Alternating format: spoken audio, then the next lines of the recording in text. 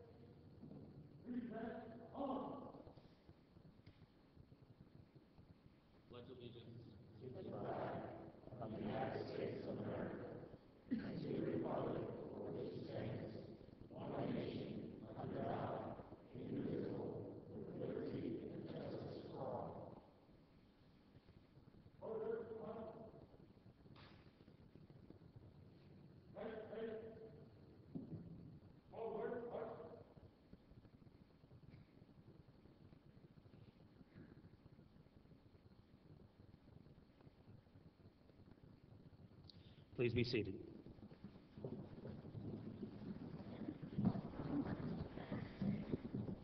Thank you, Pastor Schiffer, for that beautiful invocation. I love my bumper sticker. I've got two cars, and you only gave me one sticker, so now I got a second one for my second car. Thank you very much. Madam Clerk, call the roll. Councilwoman Theophilus McCormick. Here. Councilman Maldonado. Here. Councilman Shelley. Here. Councilwoman Woolman. Councilman Williams. Here. Vice Mayor Burgess. Here. Mayor Bateman. Here. Thank you, Madam Clerk. And I was referring to, for the camera, the bumper sticker. Let's leave Homestead better than we found it. I think it's a great phrase. Thank you for coming up with this.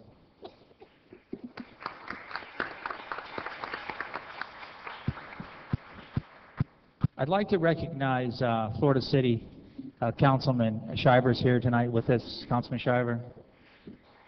49 years. He's been on the council for 49 years. God bless you. And his son, our former mayor of Homestead, Mayor Steve Shiver.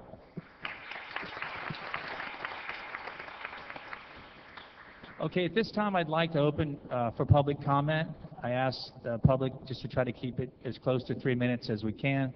I understand we have a new monitor, and we have a new monitoring clock and a new monitor. And the city manager has made me aware that the gentleman who handles the clock is the gentleman who's totally responsible for the time, not him. So it is a horn like they have at basketball games. I've asked them to turn it at half decimal, so do not be afraid. We're not behind, we're ahead. So would the first person who would like to speak under the public comments please come forward?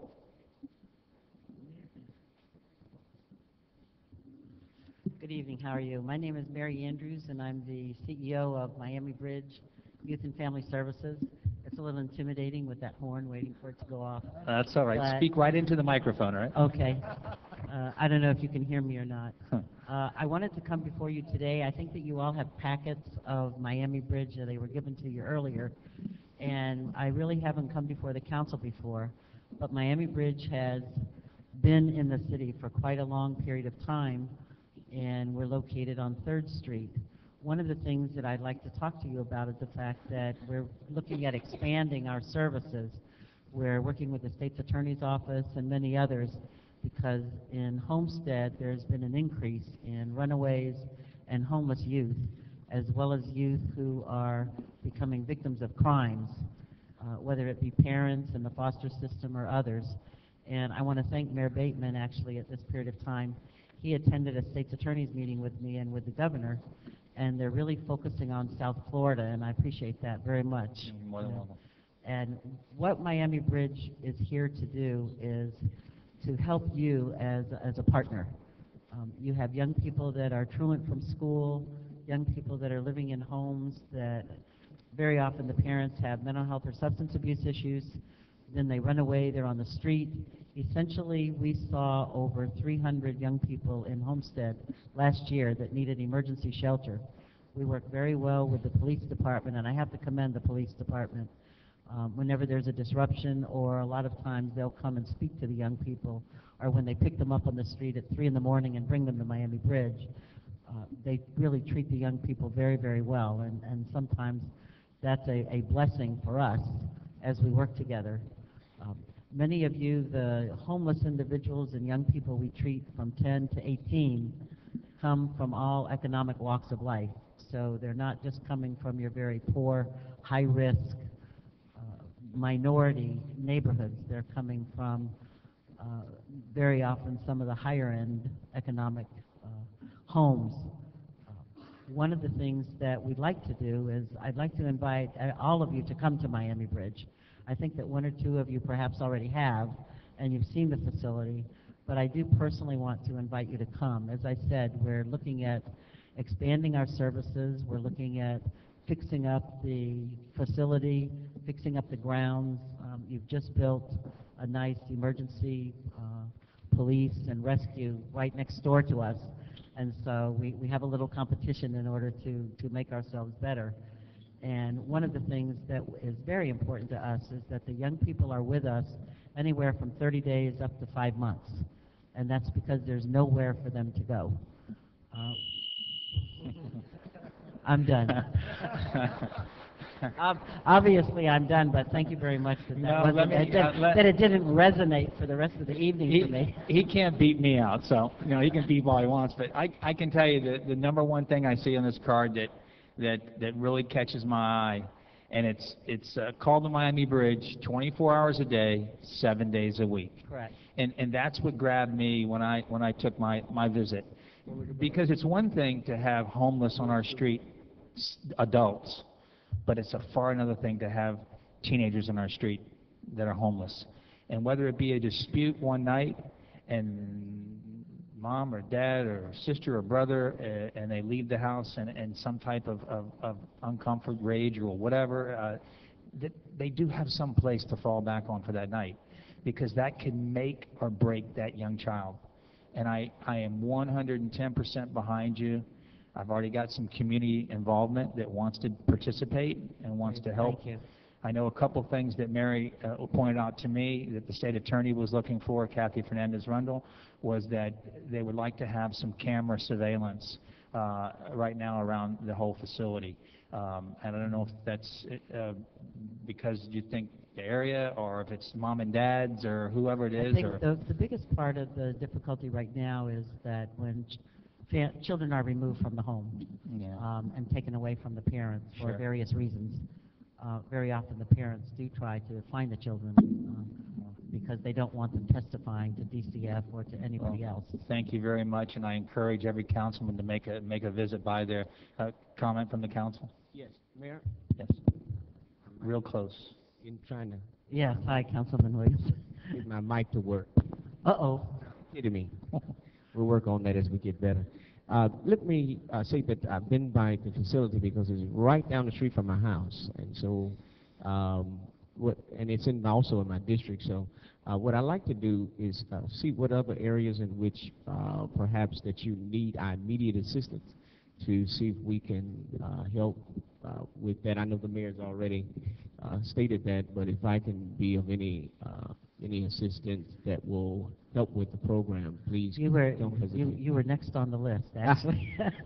We've posted your name in the shelter already. Oh, okay. But I certainly would like to invite you to come. I know that there's a possibility, and I would say on March 14th, and Mayor Bateman was instrumental in that, is that I believe the governor's going to make a visit. Correct, yes. And I think that we're really looking at making it a safe place.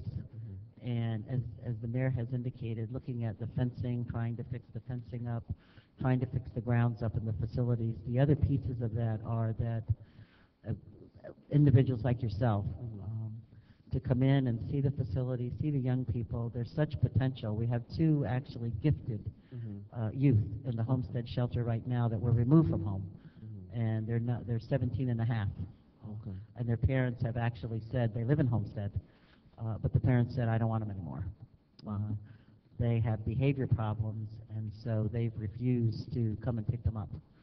And so I imagine they'll be with us. So I think as we look at how can we expand our services for you so that those youth aren't on the street, and how can we work together maybe to get some supports from the community as well. Right. Because when they do leave, if they find their own place at 18 or they're placed in a foster system, how do we get the community to offer the resources that say, if you get in trouble, you can come here, or you can talk to this church, you can talk to this school. Well, when will you be there? I'll be there tomorrow morning.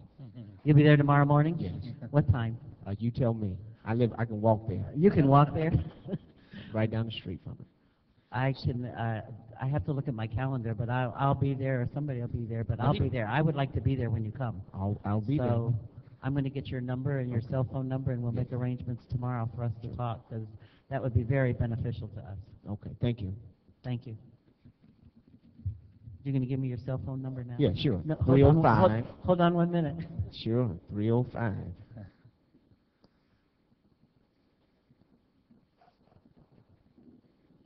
Yes, next person, please come up. That's 305. This is for the whole room, too, if you need to call me. 305-282-4467. 4467. You got it. Thank you. Thank you very much, Mary. Good evening. My name is Winston Ellison. My address is 305 Northwest 9th Avenue, Homestead, Florida. I bring you greetings from Greater New Mount Zion AME Church in Homestead. We the family of a great big church, but has small hearts. We want to say thank you for the service that you gave to us in our 97 years of being existing in the city of Homestead. We want to say thank you for when I came into City Hall the last time we had the council meeting over at City Hall. I looked and I saw our church there, and I was just marveling, and I told everybody in the church and in the community that you should go see us in City Hall. And I want to say thank you for the service you gave for us on Pioneers Day, that you was there. I want to thank the council and all its members who was there. And I thank those who didn't come, but you had us in your hearts and minds. We want to say thank you for the Martin Luther King Day parade that you was existing. I apologize, I couldn't be there at the time because of the funeral we had at the church when our old pioneers had passed away. And I felt that it was my job and duty to be there with the family. And I ask y'all to say thank you. The City of Homestead Council. Miss Judy Walton, good afternoon. Thank you.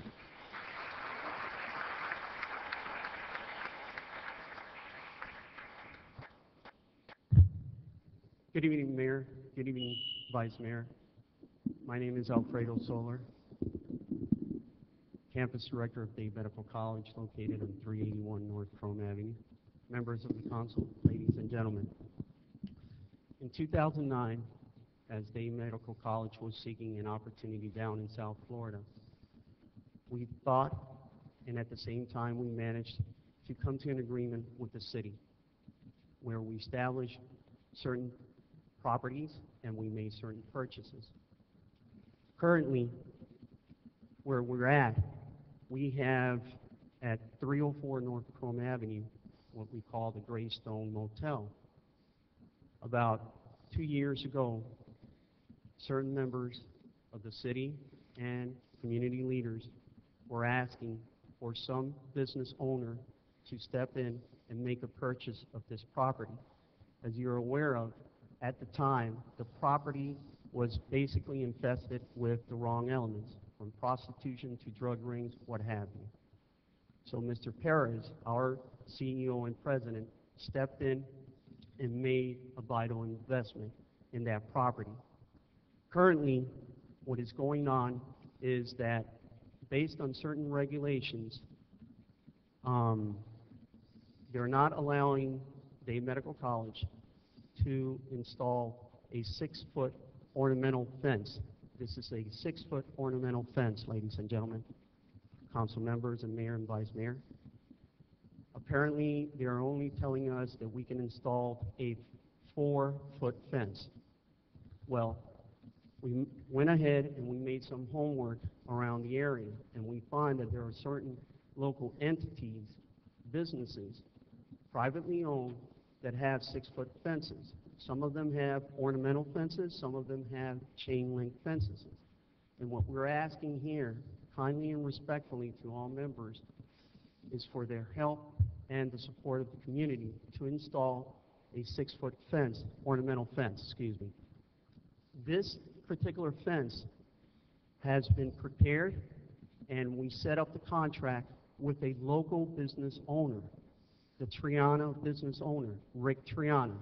Unfortunately, for some reason, the business was not aware that there was a change in local city ordinance or zoning ordinance as far as fences is concerned, perhaps because it's old downtown Homestead.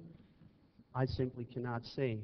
What I can say is that Dade Medical College has set up a contract where up front we paid more than $20,000 to this local business, and right now we don't have anything available, and we're simply asking this city council and the community for a variance to allow us to install the fence.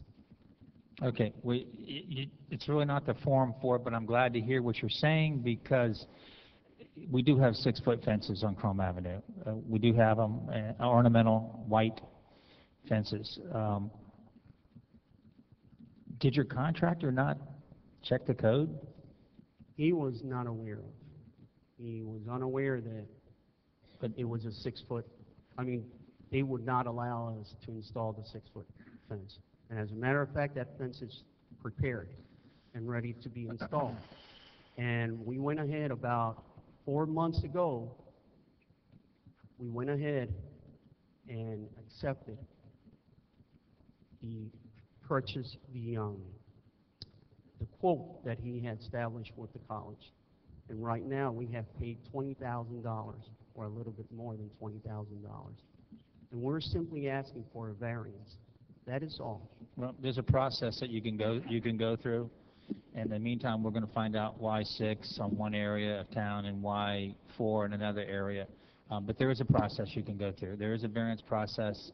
I don't know why it took 4 months or 5 months for a contractor to tell you that, hello, we can't do 6-foot fences on Chrome Avenue. So I'm sure that the Development Service Director has heard us and heard you loud and clear.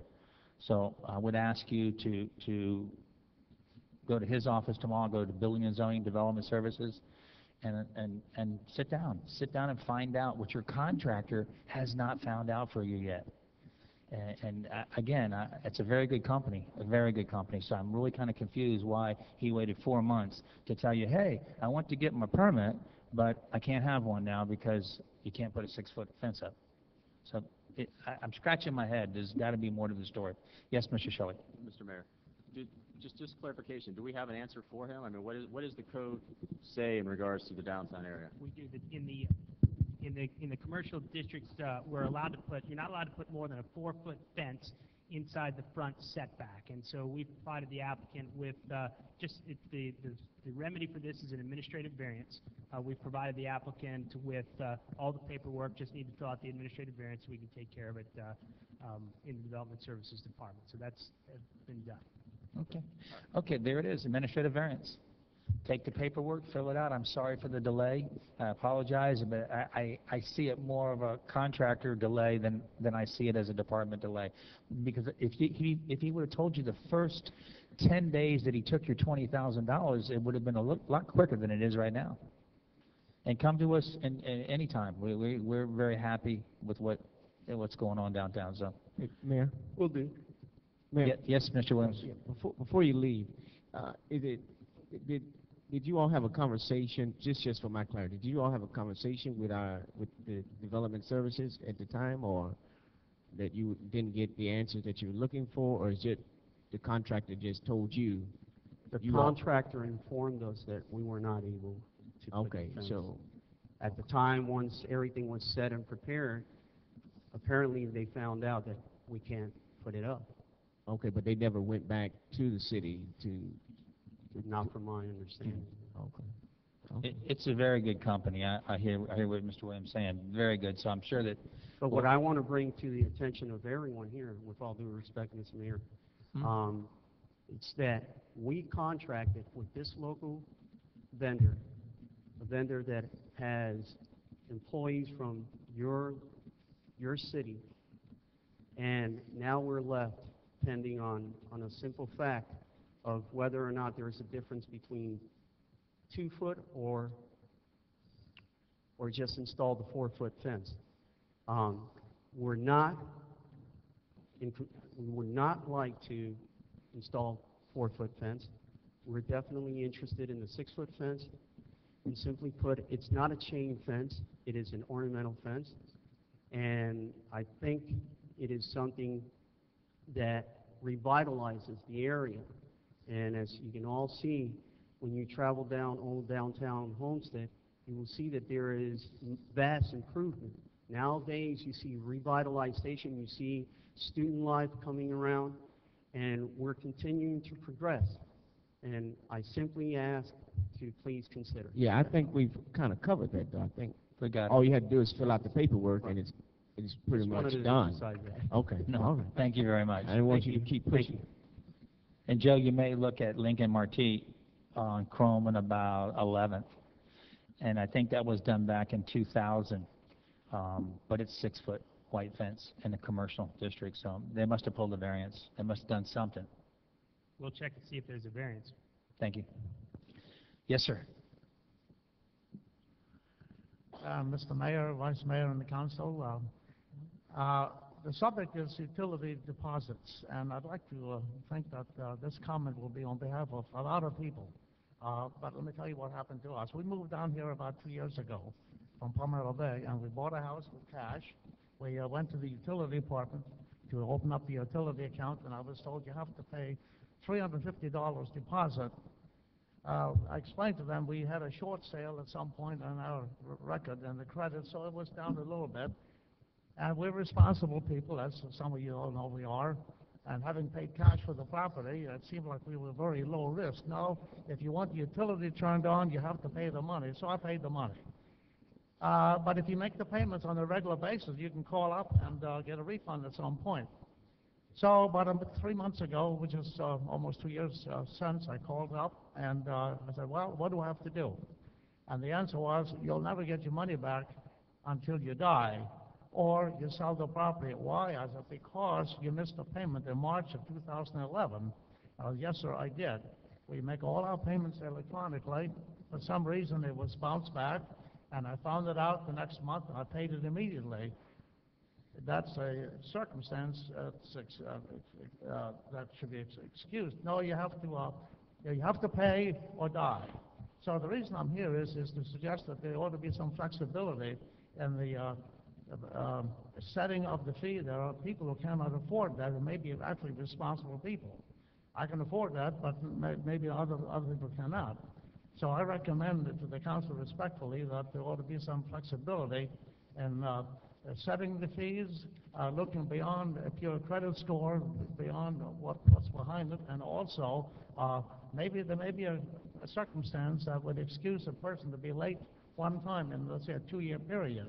So I respectfully suggest to the council that there ought to be some look at this policy so that it can be revised to be more adjustable to the times we're in. Thank you. Thank you very much. Scrambling to see who the liaison is between customer service. Mr. Burgess, Councilman Vice Mayor Burgess, I'm sure we'll be more than happy to look into it. But you bring a very good point up. I mean, the military brought the same point up just a month or two ago. There are some, the majority of our users are very good payers. We do have some that struggle, and so therefore I think that at times we're more cautious than we should be. We let the bad influence our,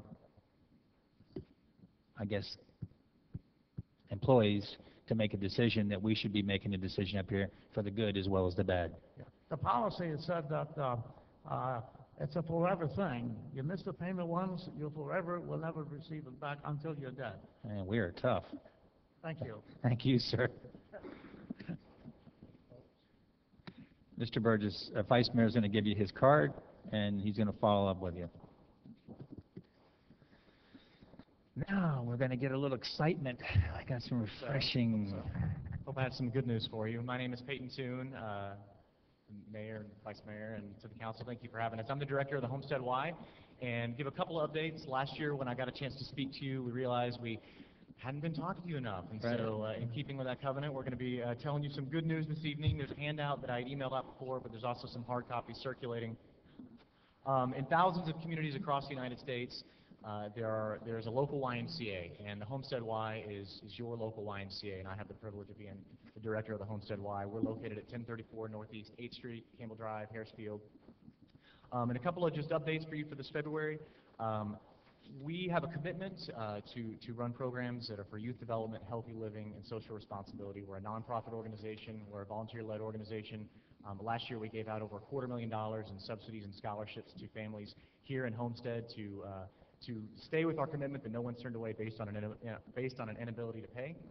So just a couple updates for February. One of the things we changed for this year, since we're all about families, if you're a family in Homestead and you are a member of the Y, youth sports are included. And that's a big deal to a lot of families that are trying to pay for all the things that got going on in their life. And so whether it's soccer, flag football, basketball, volleyball, these are things that are included, so we're sort of a one-stop shop for families. 2 years ago, we had under 40 kids playing youth basketball, and we have 260 kids playing basketball this winter. We do basketball 4 times a year, and we don't do basketball. I mean, it'd be nice to create the next LeBron James, but we do it because we know the kids learn life lessons doing that. They learn teamwork and core values. A couple other things that are exciting that are going on. We're continuing to try and bring new things to the city of Homestead. Body pump is sort of a nationwide craze. We brought it to Homestead. It's not offered anywhere else in town. It's something for adults to do to stay fit and stay active. We're doing a class for employees of the city of Homestead. If you don't know, Monday, Wednesdays, and Fridays, there's a Get Fit class. It takes place at the Y. And something that's near and dear, I think, to most people in this room's heart. We're a nonprofit, so we raise money, and we're doing our annual support campaign right now. We're raising $40,000 just for our scholarship program, so that we can make sure that we don't have to tell any family no when they come in and say, hey, could we get a little bit of help to get involved in the programs that we offer. And then maybe connected to things that have gone on before this council, I did bring some photos to prove. I'm doing lots of facility improvements to the Homestead Y. It looks great. We're painting. The air conditioning work in the Family Center is complete. We're working on a grant with the city as well to try to get air conditioning squared away for the preschool next door. We're working on a CDBG grant. There's new paint, new carpets. We got the roof cleaned last week, working on some bullet holes in the roof. I'd like to think those are people just celebrating and the bullets come back down, so we're getting those fixed. New TVs all around, and yeah, a lot of good stuff going on. So we're sort of renovating the building like $500 at a time is what I tell my staff. Excellent. Well, thank you for updating us, because you're right, we don't get very many updates from the Y, but thank you, and it looks like some major improvements. Questions from council? Sure, Mr. Mayor. Yeah, just to he capped on this campaign promise, the fundraiser activity he's got going on at the Y right now, and every Tuesday night they're having the event. As far as calling parties, they're trying to raise it. They asked me to be the chair this year, which I have done, so I'm trying to recruit volunteers to show up and help us raise this money, this $40,000 for the local Homestead YMCA. So I wanted to make sure that invited everybody out to the Tuesday night calling parties at the YMCA. Come out and enjoy and see if we can raise money for the local families. Thank you. Thanks a lot. Next. Yes. Peyton, I promise I'll be there next Tuesday night. Okay. I let you down this week, but I had some family things, so I promise.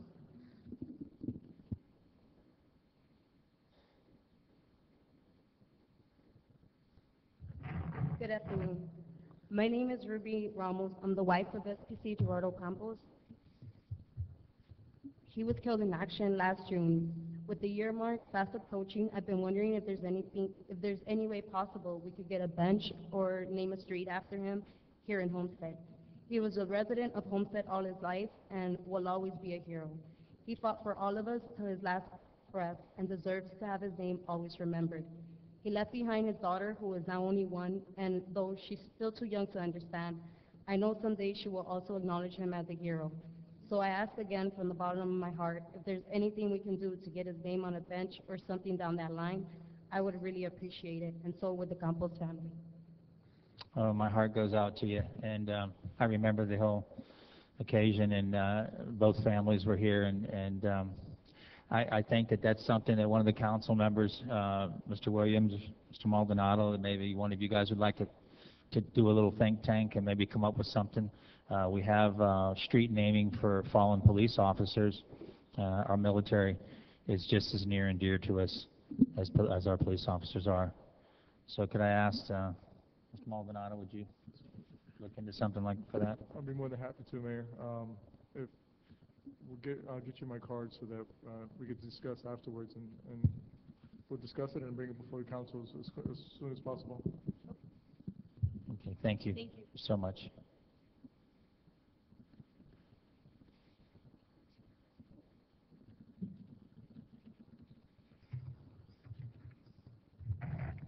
Good evening. My name is Matt Rodolante. I'm actually the managing director for Sperry Van Ness Miami. We're a commercial real estate advisory firm. My family's been in Miami-Dade County since 1928. We've owned about 1,000 acres in and around Homestead, and we've leased it out to farmers like Torbert and some of the other good farmers in town. Namely, the reason that I'm here is similar to the bumper sticker. Leave Homestead better than you found it. I've been an active participant in the market here, for the past several years. I've been a member of the Homestead Chamber since 2004. I've sat on the City Council Hall Committee, which that's finally taken place, which is going to be great. There's a lot of changes that are taking place in the South Dade, South Florida market, and a lot of times Homestead gets overlooked in that process. And I think it doesn't really need to be that way. Homestead has a lot of amenities, great amenities to offer companies and people alike. And, similar to how, I helped Dade Medical come into the Chrome Avenue market. They were going to land over in the Winn-Dixie. They landed on Chrome Avenue. We took them to a couple of the owners there. Stanley Levine, the late Stanley Levine, a great gentleman who did a lot of civil-minded stuff for the Chrome Avenue section. Sold some of his properties to Dade Medical, and since then they've really, done a lot for the area.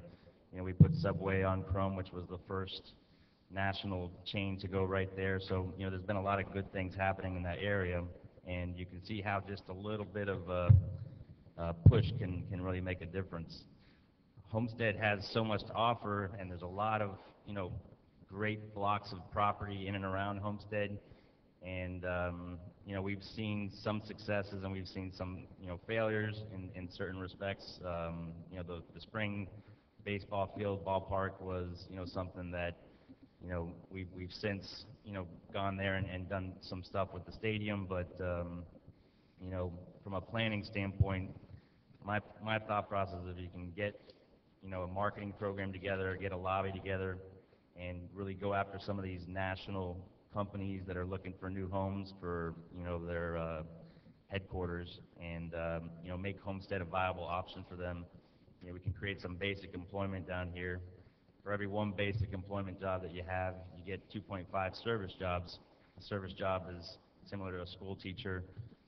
somebody working at a pizza shop, restaurants, and things of that nature. And, you know, Homestead doesn't have to be only a bedroom community for Miami. It could be really a destination in and of itself. So, you know, perhaps a good way to take that approach would be to have an economic development council and, you know, maybe have a more planned approach to some of the larger properties in the neighborhood. And Thank you. And that's why I recruited you to sit on the Mayor's Economic Development Council. And hopefully you've been working hard, and we're going to meet soon, and we're going to make an announcement. All right? And I appreciate it. Mr. Rodolante is very involved countywide. It is incredible, the movers and shakers that he deals with on a daily basis. We've had several meetings, and we hope to come back to the city here very shortly with a very powerful economic development council that will do nothing but brainstorm several times a month and do what they can to open some doors here for some of the national chains and national firms that you deal with. But thank you very much for coming. Mayor. Kudos. Thank you. I'm sorry, could you say your name and company name again? I couldn't hear you. We're having troubles with hearing, so please speak up. Rodolante. Yes, it's Matthew Rodolante with Sperry Van Ness. R-O. T-O-L-A-N-T-E. And you're with, I'm sorry? The company's name is Sperry Van Ness. Okay. Thank you very much. You're welcome. It's a national firm, right? Yeah, we're a national Yeah, firm, check it out. locally owned and operated. I mean, the idea is you get some good firms like Dade Medical in here, and it really supports the community, and they give back a lot. So, you know, you get that sustainable, you know, microeconomic platform going. The reason I'm asking is, you know, I'm in real estate as well, and I've never met you, and I didn't know that you were part of all those different companies coming in, so I look forward to having a meeting with you as well. Thank you. Great. I look forward to it as well. Thanks. I think you, when we come back, you put a list of some of the businesses you brought here, and I think you'll open up some eyes. I mean, I was very impressed. Thank you.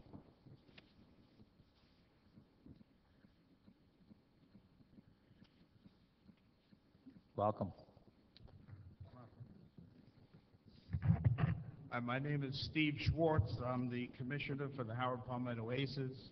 There's a couple of our Aces players here. You guys want to introduce yourself? Hunter White. Liam Reed. Ross Husband. Ryan McInnes. Danny King. Joe Largo. It's our future there. That's exactly right. Who's got the papers for the mayor? And we have a couple of pins. You can bring that up. Just bring it right up there. We're part of Howard Palmetto Baseball Softball Association, which has been a not-for-profit for 51 consecutive years, serving all of South Dade. I personally have been a volunteer for 21 years. And we have a recreational baseball league, and we are also now the proud sponsors of building the Miracle League, which is going to be for handicapped kids to play baseball, and we're working on that as a fundraising project. And we also have our Howard Palmetto Aces. We have put together a bunch of kids that are the most competitive players that want to play in more competitive venues. But we have a very different approach. We want these kids to learn how to fundraise, and we want these kids to learn how to value the experience of playing baseball. We're not trying to bring up Major League Baseball players, although I'm sure they'd like to see themselves in the major leagues. We're trying to bring up the leaders in our community for the future. And what we do is, basically, we are trying very hard to fundraise to go to tournaments, and we have the biggest tournament in the United States in front of us, and that's in Cooperstown, New York. And we are one of 104 teams a week that are invited to go there for the summer, and they are teams that come from all over the United States. And we want to carry the banner, which when we enter the stadium and we march, we want to carry a banner showing that Homestead is one of our sponsors. And that's really what we're looking for right now, is a sponsorship. These kids have sat here now tonight. I hope they've learned something, and I hope that the process of gaining sponsorships, you know, is valuable to them. But we are different than typical baseball teams. Typical travel teams and so forth are profitable organizations with a lot of ex-baseball players and so forth, all running programs to earn a profit. I earn nothing. We are a 100% volunteer organization, and we are taking our kids, instead of asking parents to write checks, some can, some can't. We do not want to discriminate in that way. We raise our own money, and the kids go out and do everything they can. This is the first municipality we've approached. I think this is great for us, and I think these kids would like to carry a banner for Homestead, put it on our website, put it on our cases and so forth, which we gave you some pins up there.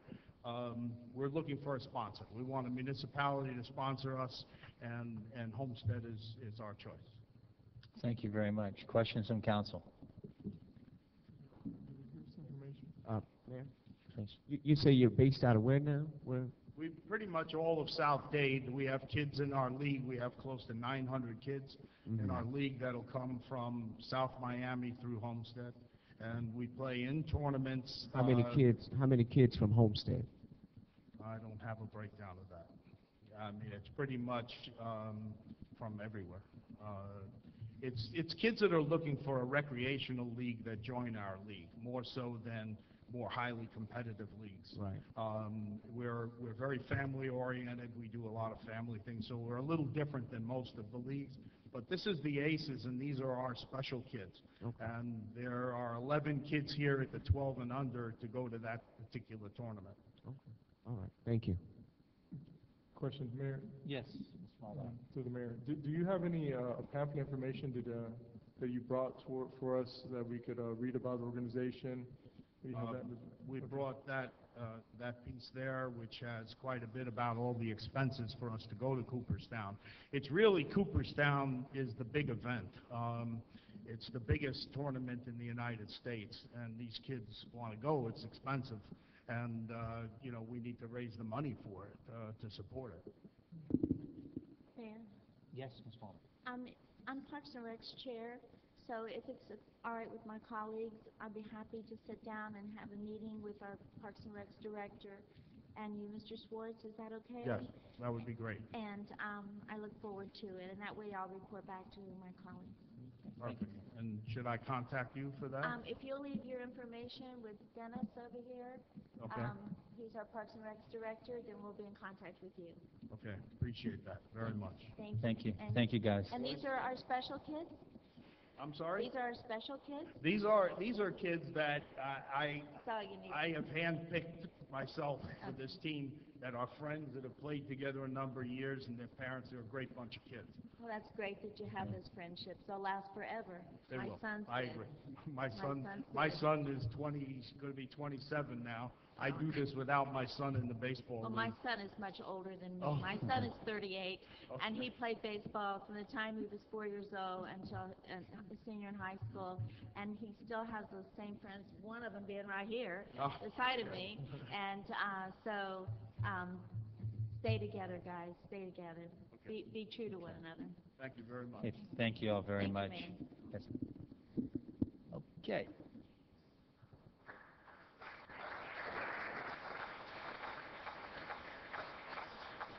George, did you order an intermission? No, go ahead. I'm just kidding. Taking on the manager. Good to see you Mayor, again. Vice Mayor, and City Council. My name is George Alvarez. I'm the president of the Miami Disc Golf Association. If you don't know what disc golf is, a lot of people call it frisbee golf. These discs are a little different than frisbees. As you can tell, they're a little smaller. They're heavier. They fly a lot further. We have drivers like these. As you can tell, they're very aerodynamic. Then we have mid-range like these. And then we also have putters like these. Very similar to golf. The game is basically you have to get your disc, throw it in the basket. Okay, and you can have 18 holes, just like you have 18 holes in golf. Instead of you hitting a ball, the ball goes into a hole, you throw a disc, and the disc goes into the basket, and it's free. a lot different than golf. And you're also going to walk a lot playing 18 holes. We've been around in Miami for the last 25, almost 30 years now, which we started off with two different groups, but the first original group started off with a park in Coconut Grove, Peacock Park, about 30 years ago. And the sport's been around since 1969, which a lot of people didn't know. And it started in California, where the Frisbee craze started, and now it's basically in 33 different countries. We have over 4,000 courses in the United States, and it's, like I said, it's free for anybody to play. I'm starting to work now with the public schools to introduce disc golf as a recreational sport, wellness activity to keep the kids off the streets and basically playing activities like disc golf. It's not a mainstream sport, but it's starting to become a mainstream sport. The more ambassadors like me come out and show the sport, the more people are aware of the sport, and they go out to their parks and they go play, which is great. Nowadays, you don't see a lot of people playing with their kids and families in the parks like you used to. Well, this gives them a reason to go out and play for an economic price, because a disc is going to cost you roughly $20 to $25. You can get some used discs that could be $2 to $5. So really all you need is one disc, and you go out and play. That's it. Very good. Questions from council? I mean, how many acres does it take to, I mean, golf, it takes a lot. Well, think of disc golf as in here, like this basket here. We can put different placements around this basket, and it could basically fit in this room. I teach seniors and people in wheelchairs or Special Olympics to just roll the disc to the basket so they can actually play in this little hall. So just as small as this place is, we can have 1, 2, 3 baskets. Or we can have an open area like the, let's say, Palmetto Bay Village Center. We have a course there which has 80 acres. And we've created a championship course there where we had the world's champion play there this past November. And now, because we did this, now we're recognized all over the United States for what we created in Palmetto Bay. I'd love to do the same thing here in Homestead, to where we can have a huge tour here, which can bring up to about 50,000 people in 2 weeks to come here just to play these tournaments. So it's going to be a nice economic impact for your city, but also for your residents. You know, for them to go out and play anytime they want, rain, shine, they can play disc golf. It's very different than a lot of typical sports. So you have to basically think out of the box. It's not baseball, it's not football, it's not golf, but it's disc golf. It's competition, yeah. Exactly, yeah. And we have Boy Scouts that I've actually gotten to play with seniors at the Palace in Kendall, Indian Hammocks. So the Boy Scouts can go out with the seniors that are in their mid-90s or 80s, and they're playing together, and it's different generations that are playing together to play disc golf. So you can configure it however you like, with different ages, same friends, families, etc. Go play. Excellent. Mayor? Okay. Yes, Ms. Holman. I'm sorry, it seems to be all about sports tonight, but we've done some research on this. Dennis and I have done some research on it, and I've never met you. I don't know if you've met with Dennis before. I have, yes. Okay. I mean, I love it because our special needs kids can do this very easily. And also our seniors, as you said. I've really tried to do research. It's fairly new, but it's really up and coming, and everybody I talk to seems to love it. What I love about it so much is that it can be incorporated into a park on very little space. Exactly. You can take as much space or as small a space. So if the mayor and council's will, I think we need to develop a little bit better proposal as to what we might want to do, and then work with Dennis and his staff and bring back to council. I didn't know you were going to be here, but I've never done it before, but I've seen it down at Peacock Park and different places, and I know my little disabled one, I think he could play that, so. Pretty much anybody can play. Yeah. I literally teach kids at the farmers markets that are 3 years old and seniors that are in their mid-90s, and then from the Special Olympics, people in wheelchairs, so pretty much anybody can play. So it's nice because it's a sport that you're not really intimidated because it's the big guy that can play it the best, or the strongest, or the one that can throw the best. No. In this sport, anybody can play. Sort of like pool. Everyone's even. okay? And you basically start off with the basics and you play. So Mayor, if Please. you will, I will, if Dennis can Y- fit it in, or if we can make it happen, we'll come back to council and let you know, and maybe incorporate some of our special needs schools and classes and work around that as well. Okay? Excellent. Thank you. Thank you, sir.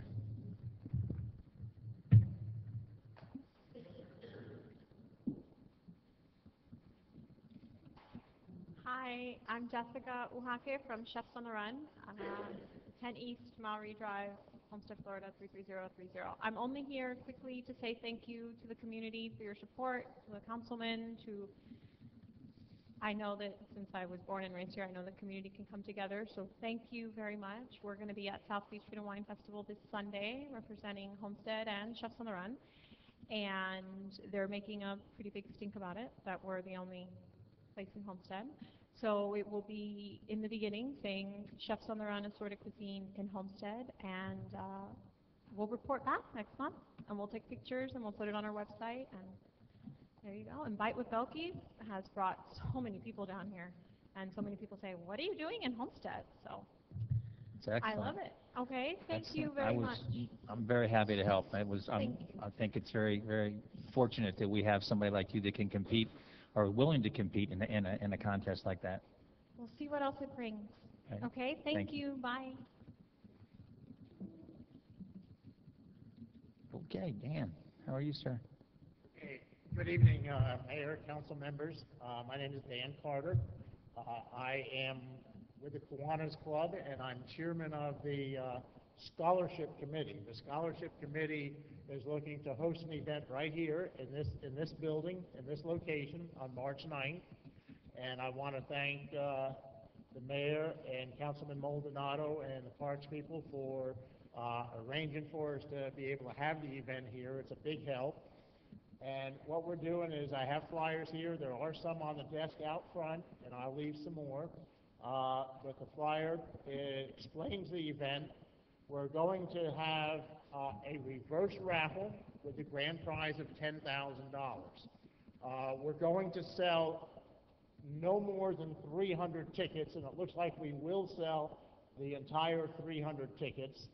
Now, as we proceed through the evening and we draw the numbers, we're going to draw 299 numbers, and the number that's not drawn is going to be the winner of the $10,000. We're just going to do it backwards, instead of just pulling the first ticket and that's the winner. But we're going to give some other things away as well. We're going to get a flat screen TV, a nice barbecue grill. We're going to give, we've got a nice men's watch and maybe a vacation trip. And some things like that. We're going to have a two-night stay at the Hyatt in Doral to give away. And so this is going to be an exciting evening. It's going to be right here. We're going to have food and music. The tickets are going to $100, and that's basically the reason why I'm here. First, I wanted to thank the council for their help, but I'm here to sell tickets, and if anybody can help us with tickets, and you're interested and want to have a good evening here in Homestead, we invite you to come. And I want to let you know that I have tickets. The mayor has tickets. The mayor has 10 tickets left, so I'll be more than happy to help you. He would like some help laying off those tickets, I know that. And if you know any other Kiwanians, you can contact them for tickets. Ed Bowe is here. He has tickets available to him. So we do invite you to buy tickets. We also invite you to join us that evening on March the 9th, starting at 6 p.m. And what the Kiwanis does, all this money is going to go to scholarship money. All the funds are dedicated to scholarships. Kiwanis basically is a civic organization that basically invests time and money with the local youth. We do everything from sponsoring Little League and AYSO VIP soccer. We go into the elementary schools and we encourage the kids to bring up their grades. It's an interesting program we have called BUG, Bring Up Grades. And we have 12 elementary schools in this area that we're going to right now. And we also sponsor Key Clubs. We are in 6 high schools sponsoring Key Clubs. And the money, we're going to give away $1,000 scholarships. That's already been determined. And we just look forward to a great event, and we are looking forward Thank to you. participation from this community. Thank you so much, Dan. You work hard for Kiwanis, and Wait, a question. sure, I have a question for the, Dan. oh, this is up loud. Carter. For the Kiwanis representative. I think the bug program is phenomenal. A lot of the children benefit from it because those children that may not make the traditional honor roll are recognized for bringing up their grades, whatever their grades were previously. So that is phenomenal. My question to you is, how many scholarships will you be sponsoring or dispersing this year, and how do students apply for those scholarships? Okay, the scholarship application is on our website, which is homesteadkiwanis.org. They can click on the location there where there's a link that they can download the application and print it. Our scholarship emphasizes academics, leadership, and community involvement or community service. Last year, we gave away 10 scholarships, $500 last year. We didn't have as much money, but we gave away 10 scholarships, $500 each, and the community service that was represented in those, the average was probably around 300 hours of community service, and we had one young lady that did almost 1,500 or more community service hours. I mean, these are just outstanding students that we award them to. If the success of this event will determine how many scholarships we will issue. Last year, the 10, I see us giving at least 10 or 12, maybe more. They're open to students of Southgate area, just defined rather broadly, because we have local residents where the students are actually going to schools at Coral Reef. Last year, the 10 students were represented by 6 high schools. That was Homestead, Southgate, Robert Morgan, Coral Reef, Princeton Christian, and Colonial Christian. And one interesting side thing for people that are educators and very interested in young people as they go through their schoolwork, we didn't know it, but we found out after we awarded those scholarships that 4 young ladies attended the same kindergarten class. They actually started, in the same class and got off to a good start, and they were encouraged all the way, and it was just sort of an interesting sort of side thing to know that. Okay, thank you. Thank you, Mr. Carter. Yes, sir. Edward Powell, 745 Southeast 18th Lane. 3 things. Actually had nothing. And I said, well, I got 1 thing, I got 2, now I got 3 things. Clara and I have the honor and pleasure of being involved with the Toastmasters. Toastmasters came to Homestead 2 or 3 years ago. Clara has been with Toastmasters for years. Clara is on her 4th or 5th level of confident speaking. She's doing some international stuff. Mr. Ursik, taking pictures here, he has come to our club and lit the thing on fire. We meet Tuesday mornings at the Community Bank building, their headquarters, from 7:30 to 8:30. And Mr. Carter, you used to be a Toastmaster. You got to come back. We need you there. Okay, just that. Okay, the next item, Kingman in the morning has become Speedway. And luckily, I don't get on that except Tuesday morning to go Toastmasters. It's a raceway trying to get to Kingman, or trying to get to Campbell. Trying to take the turn to go to the turnpike is getting to be murderous. And the people that are trying to get off the turnpike, get out in the middle of the road, someone's going to get killed there. And what's going to happen when that happens, we're going to get a light or something. Or maybe we can get trying to get the exits changed so we're not crossing into traffic. That's a big deal. That's a major problem. Last one. The Walmart that was going to go in next to Blake Chevrolet on 304 and US 1. It's boarded up. Nothing's happened. Is that turned into a toxic nightmare? And they had that issue. Is that dead in the water?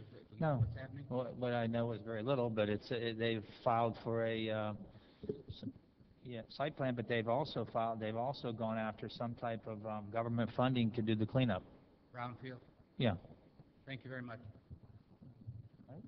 Anybody know anything else? Sure, please. Mr. Powell, one thing that we are doing down there on Campbell Drive is removing some palm trees, so it'll make people have better access to cross the highway there, have more visibility, and hopefully reduce the wait time there. But we have also reached out to the Turnpike Authority, and without much luck there, is to try to make a entrance across there on their property. Now we've got problems with where the property sits for the hotel and all kinds of things. So it doesn't look like that's a feasible do at this time for them without a lot of work. And they didn't seem willing to want to do a lot of work down here for us. But we'll keep pushing and prodding at them, and hopefully one day we can get it done. Mayor? Yes, Mr. Maldonado. Excuse me, one of the things loud. You know, Ed Powell, thank you for bringing that up. I actually brought that up not too long ago, because when my sister came down to visit from another state, she came over here. She actually got in an accident crossing to get on the turnpike and totaled my father's car. And so, you know, I've kind of mentioned it. You know, I every morning, anyone that's on the east side, Patricia, Councilman Burgess, so, you know, that's a constant issue with the traffic and trying to get on the turnpike, and we brought that to the attention, and we know that Julio's been working on that. But I was also going to bring it up at during my minutes at the end of the meeting in regards to another areas over in the Waterstone entrance. I know that they've always been working on trying to get another light over there, so 312 is getting busier and busier, and as we get these houses that are filling up in Oasis, Oasis is huge, and it's not even halfway full. And in Waterstone and Malibu, you know, those houses are getting purchased and they're being occupied, and the traffic is growing significantly in the area. So I would urge, you know, not only this council but staff, and I know, Mr. Manager, you've been on top of this and know with Julio, but it's very important that we get with our commissioners and our representative, John Burgess. I know that you're working through the Miami-Dade League of City to really make a push to bring everyone to the table, because we're going to see changes coming quickly as these houses are being sold. So with that, Mr. Mayor, I don't know if you want to, you know, get someone on board from the council to work hand in hand, and let's make a push on this area, because we have Waterstone entrance and entrance to the turnpike. Those are very key important areas in the area where we live. So I just want to, since Ed Powell brought that up, that's an issue that I see on a daily basis. So again, I was going to bring it up tonight, so I'm glad you brought it up. So hopefully we'll get some direction with this council. Thank you. And the trees we're removing now, believe it or not, there was a drive around that we did with the manager and I and the chief of police and the director of the Turnpike Authority. And the director of the Turnpike Authority actually pointed it out. How did those trees get planted there? And so that's what really started the whole pot stirring right then. Somebody from the state of Florida, out of Orlando, actually caught that. And then George moved forward on it. So I think that we ought to look at each intersection and each in and out of big neighborhoods like at Waterstone and Malibu Bay and others. And also, Mayor, because we went out there, I know you personally asked the director to look at it and drove her to the specific areas and said, can we please have these? So these items were specifically mentioned to the director, and we're hoping for some action. But like I said, you know, what you can do is ask. They ultimately have the authority. It might be good also for members of the public to send correspondence asking for assistance, maybe their state representatives, some sort of, you know, assistance from people who have the authority to make the decisions. And that's my point exactly. Let's get everyone on board, and let's make a push for this, because unless we do, you know, it's just going to be, well, eventually we'll get to it. And we're growing at a rapid pace, and every morning the entrance of Waterstone and the entrance of that turnpike are piling up, and we already saw an accident. I saw an accident with my family, and like Ed said, we're going to continue to have some more issues. So please, let's move forward on this as quickly as possible. Thank you. And if you want me to take point on it, let me know. Please take point on it. Mayor, I just have a question. Sure, go ahead. Mr. Powell. Yes. Mr. Powell, Toastmasters. I attended one of those meetings and put myself up there to have my public speaking critiqued, and boy, was that tough. I have a question for you. Are you still meeting at Community Bank? Okay, great. Polish up my skills a little bit. So I'll be back over there to join you. Oh my Okay. God. Thank you so much. That's great. It's tough though, so be ready. Yeah.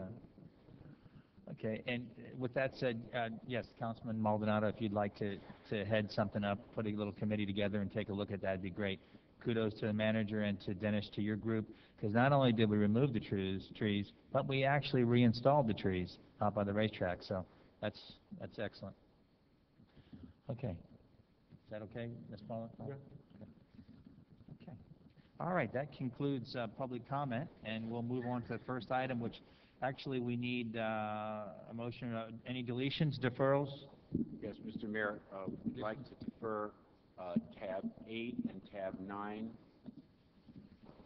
And I'd like to request an executive session on the Joanna Faddis versus City of Homestead case, LeLay versus City of Homestead, Nemec Howard versus City of Homestead, which is a workman's compensation case, and USA versus City of Homestead, which is the Alger case, to discuss the status of those and bring you up to date. And those will be scheduled by the clerk, please. Okay, Madam Clerk. I need a motion on the 2 deferrals, please. Motion? Move it. Second. Thank you. All in favor? Aye. Thank you. Okay, the first item of the night, we want to update request Gateway Animal Rescue, known as GAR. Come forward. GAR. This I put on as a discussion item so that all of council could hear what they were attempting, or that they were telling me, and I said, look, all of council needs to hear this so it can be discussed openly and transparently in the public. State your name and address. And Alessandra Schlichter, 3140 Fairways Drive, Homestead, Florida. Thank you. Good evening, City Council, everybody, City Mayor. I'm here to thank you guys, thank you all for hiring an animal control officer that's dedicated and licensed for the first time, I believe.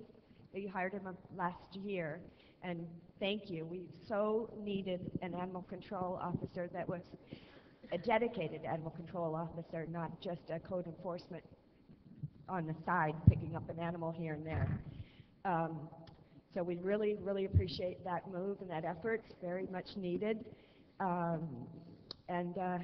Gateway Animal Rescue, our mission is to get a shelter built here in Homestead, and a no-kill shelter. And currently, what we wanted to discuss is the fact that the one animal control officer, he spends his day, basically he reports Monday through Friday, 7 a.m. to 3 p.m. in the afternoon.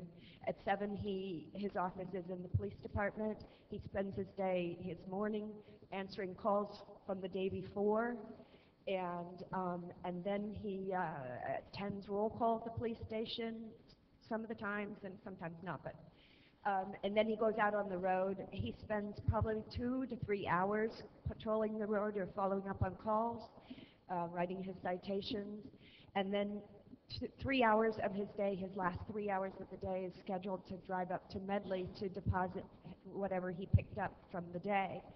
Now, he does this drive every day, and it's an hour out of his way each way if he doesn't hit traffic, and then he spends an hour there filling out the paperwork and depositing the animals. Well, that doesn't leave a very big part of his day actually helping the animals and following up on the calls. And when he does pick up an animal that has a chip or a collar or a tag, he takes it up. If he can't find the owner immediately, he takes it up to the Medley Animal Shelter, which then the owner, has to drive all the way up there to go get it if they have the time and the means to do it. Well, we're currently, I believe he will occasionally, if he runs out of time, will deposit an animal in the barn at the rodeo temporarily, or if he gets overloaded in his truck, he'll park some at the rodeo barn. But we're proposing a solution to this problem to give him more time on the road picking up animals, helping our stray community by, I want to introduce Dr. Green. Dr. Green is the owner of Homestead Animal Hospital. And anyway, he has 20 outdoor dog runs that are unused.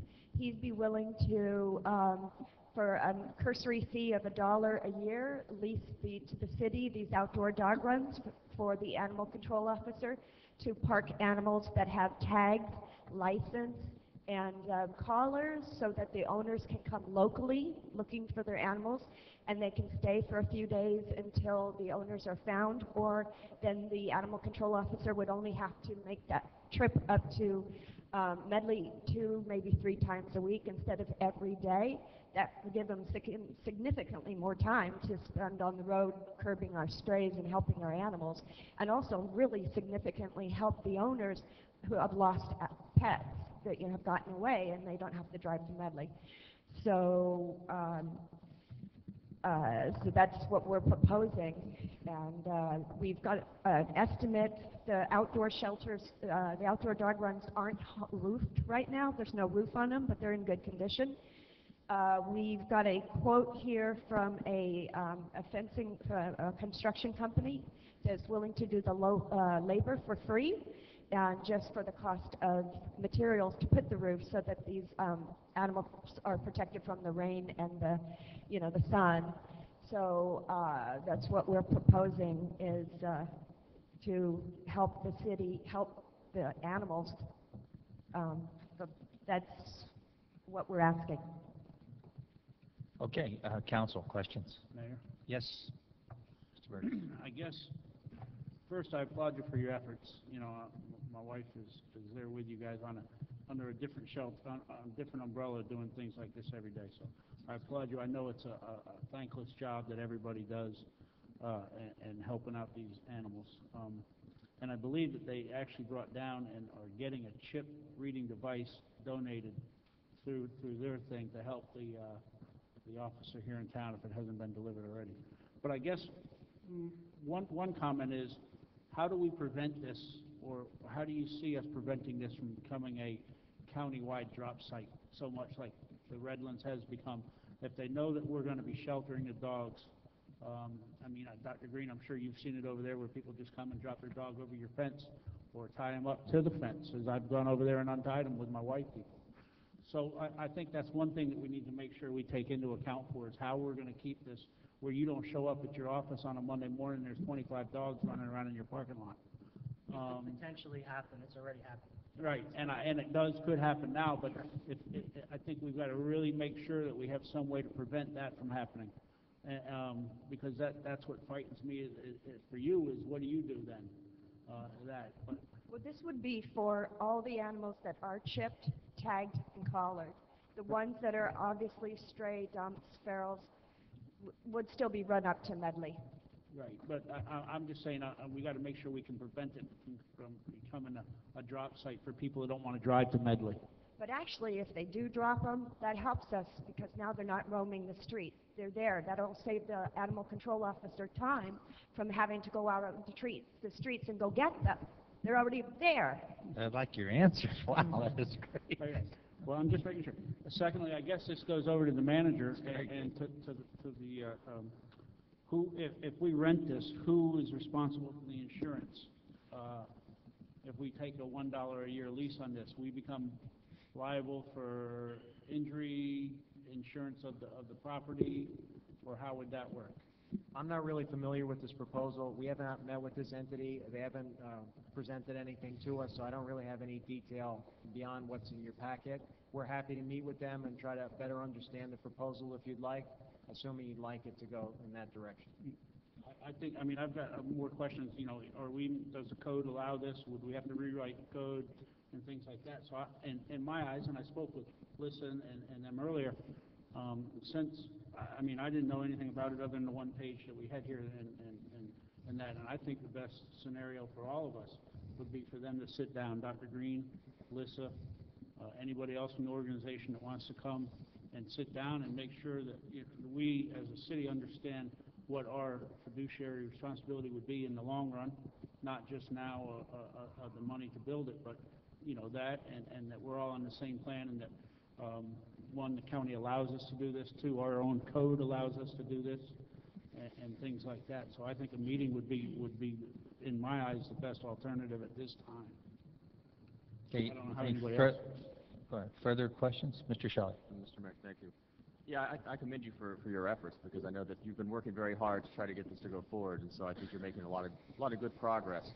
I do have the similar concerns, though, as well, more from the legal aspect of it, the possibly repairing or helping to repair the cages and the shelters is not so much of a concern to me as it is this dollar a lease concept, where once it's leased to us, then what is the liability that flows, and then does this all of a sudden become a service that we have to provide, and then if a dog gets sick or if a handler gets bit or, all that's really more of my concern. I would rather, so I guess I need answers, so I direct you to try to get those answers and try to find out, is there a solution here, or can we help facilitate maybe the repairs, but have the dollar and the lease be done through the organization and the hospital directly. That way the city's cut out, and we don't have to worry about possible liabilities and staffing issues that might flow from that. So I have no problem directing you to get more information and bringing back some answers for us. Council members, further questions? Please, Mr. Maldonado. Yeah. Oh, Mr. Maldonado. I'm sorry. Just a quick question. I read what you did. Again, thank you for all your hard work. We know how important that is in our community, and South Dade has always been the dumping ground, unfortunately, for these dogs from Miami. One of the questions that, I think what you're doing is, and being proactive, it's a great thing. And, I could support this once we get everything in line, because I know it does help us out, and it does help our one animal control officer. So I think it's a good thing for the city. It's a win-win. My question that I'd like to ask you is, have you approached any other kennels within the neighboring area? And if they have any extra space to do something like this, if we're going to do that, maybe we include other kennels.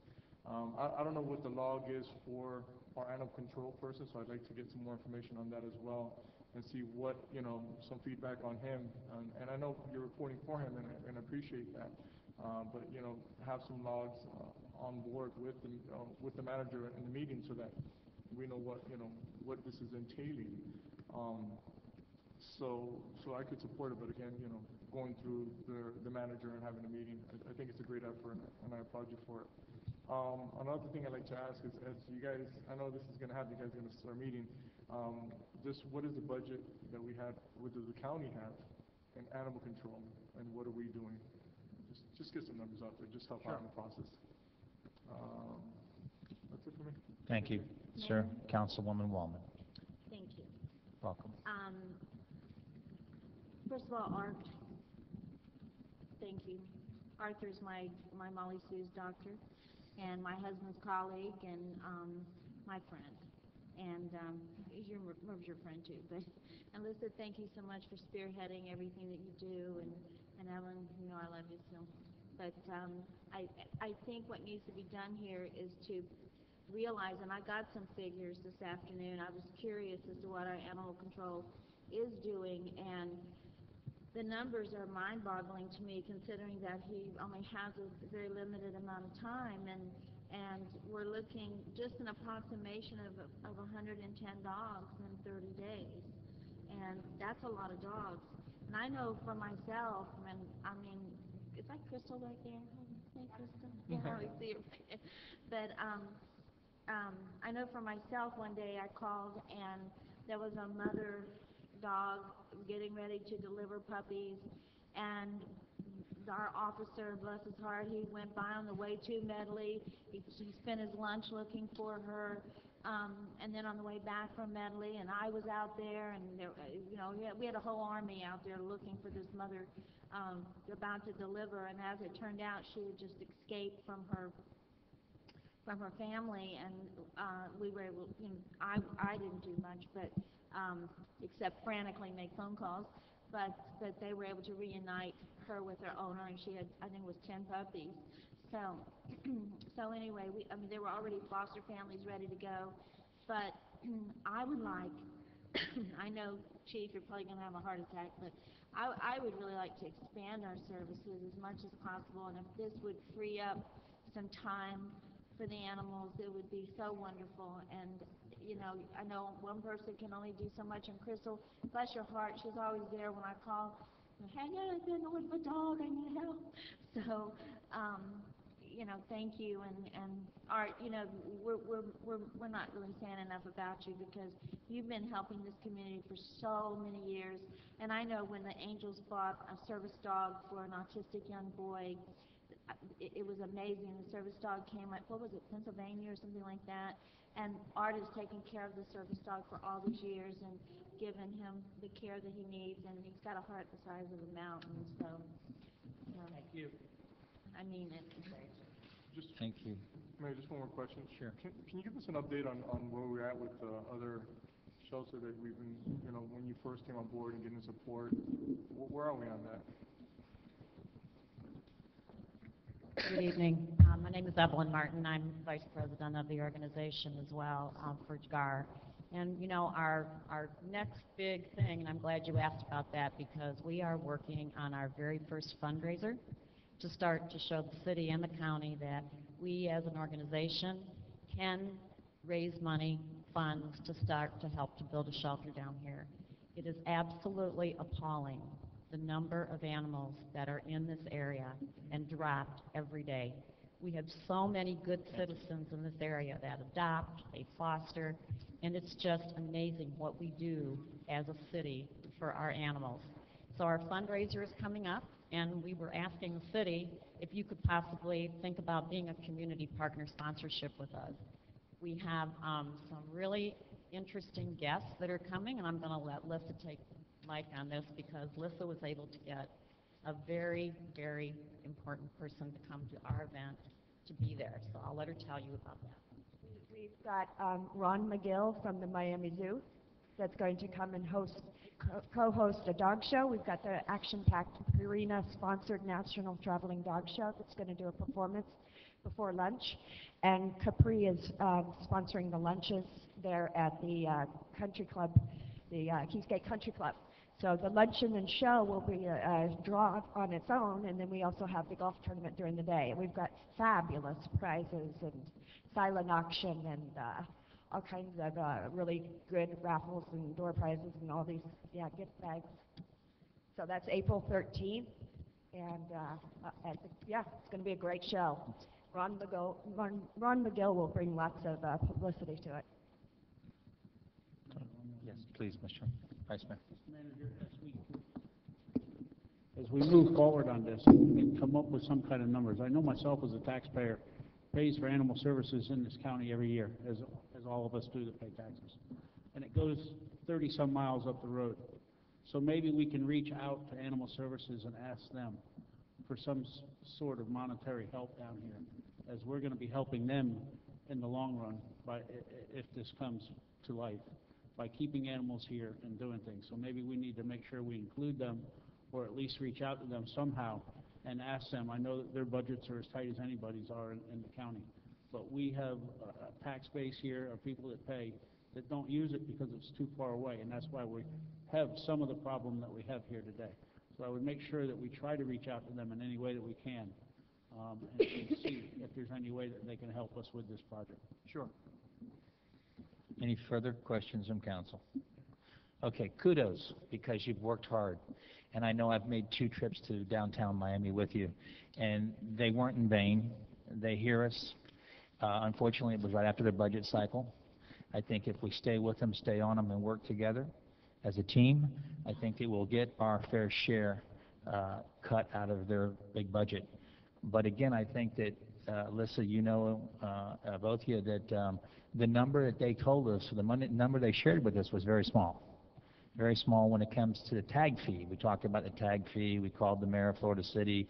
We asked the mayor of Florida City to be involved, and he said, yes, count me in. So we need to take a really hard look at the numbers that John's talking about now, because the numbers were very small for the tag fee. And what I found that a lot of people tag their dogs that get the proper shots, and they get a tag from their own veterinarian, but they do not get Dade County's tag. I don't know, Doc, is that something that you see that, as I kind of investigated, is they get their shots and they get a tag that says rabies shot, this shot, but they do not register with Dade County for one reason or another. I can't answer that directly, but I would say that any rabies vaccination is supposed to be, for a dog, supposed to be reported Right. to the county. Right. So a tag that a individual office is giving out is basically just to show that the dog Has rabies. How valid is that, other than it says some information on it? So in Yeah. essence, it really doesn't comply. Well, I think that what I was alluding to was that there's more than the $39 fee. Some people just flat don't want more government. Simple as that. And I've talked to some dog lovers and people, and I say, well, what's the deal, you know? Because I was really puzzled when we came back from that last meeting with the assistant county manager. And it was incredible, the numbers that they brought forward. And let's say you had done your work, you had how many, what the pickup count was and what area.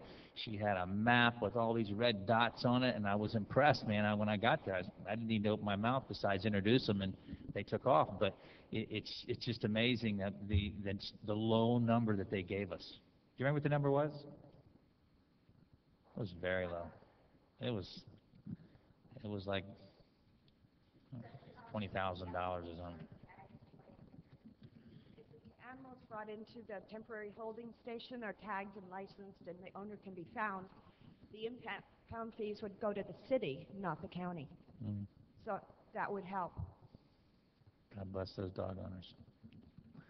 Okay, any final, again, thank you so much. We're going to move forward. I think this whole meeting was informational. That's what it was about, to get the message out to all 7 of us at one time so that we can digest it transparently here and you know, have a conversation like we did, a dialogue.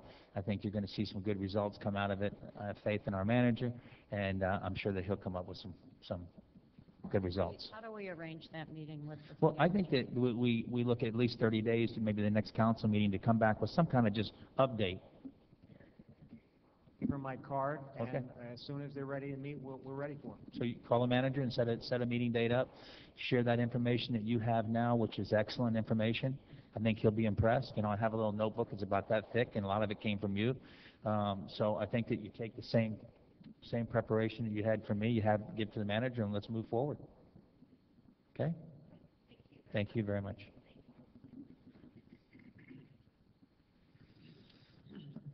Okay. Okay, direction from council. Consent agenda. Move it. Thank you. Second. Thank you. All in favor? Aye. Okay, first item here, quasi. Questions and comments? Let's say public hearing.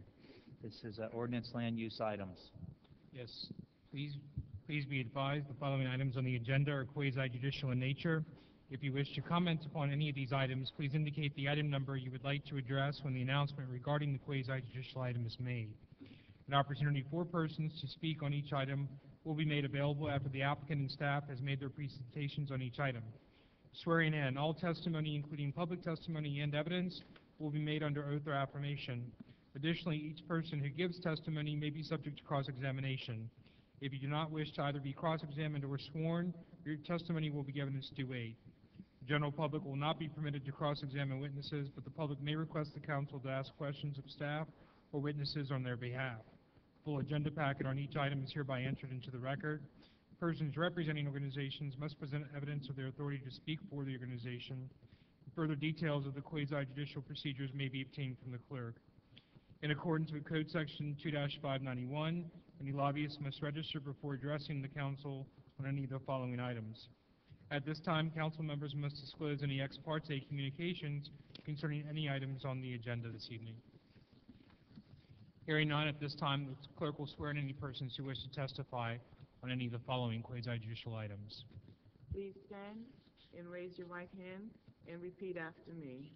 I, please state your name, hereby swear or affirm that the information I present shall be the truth and nothing but the truth, so help me God. Thank you. You may be seated. Okay, we're going to start with tab 3. It's car number 741, and the number is 201222, rezoning to light industrial district. Mayor, if I might request, before you hear, we take tab 3 in consideration.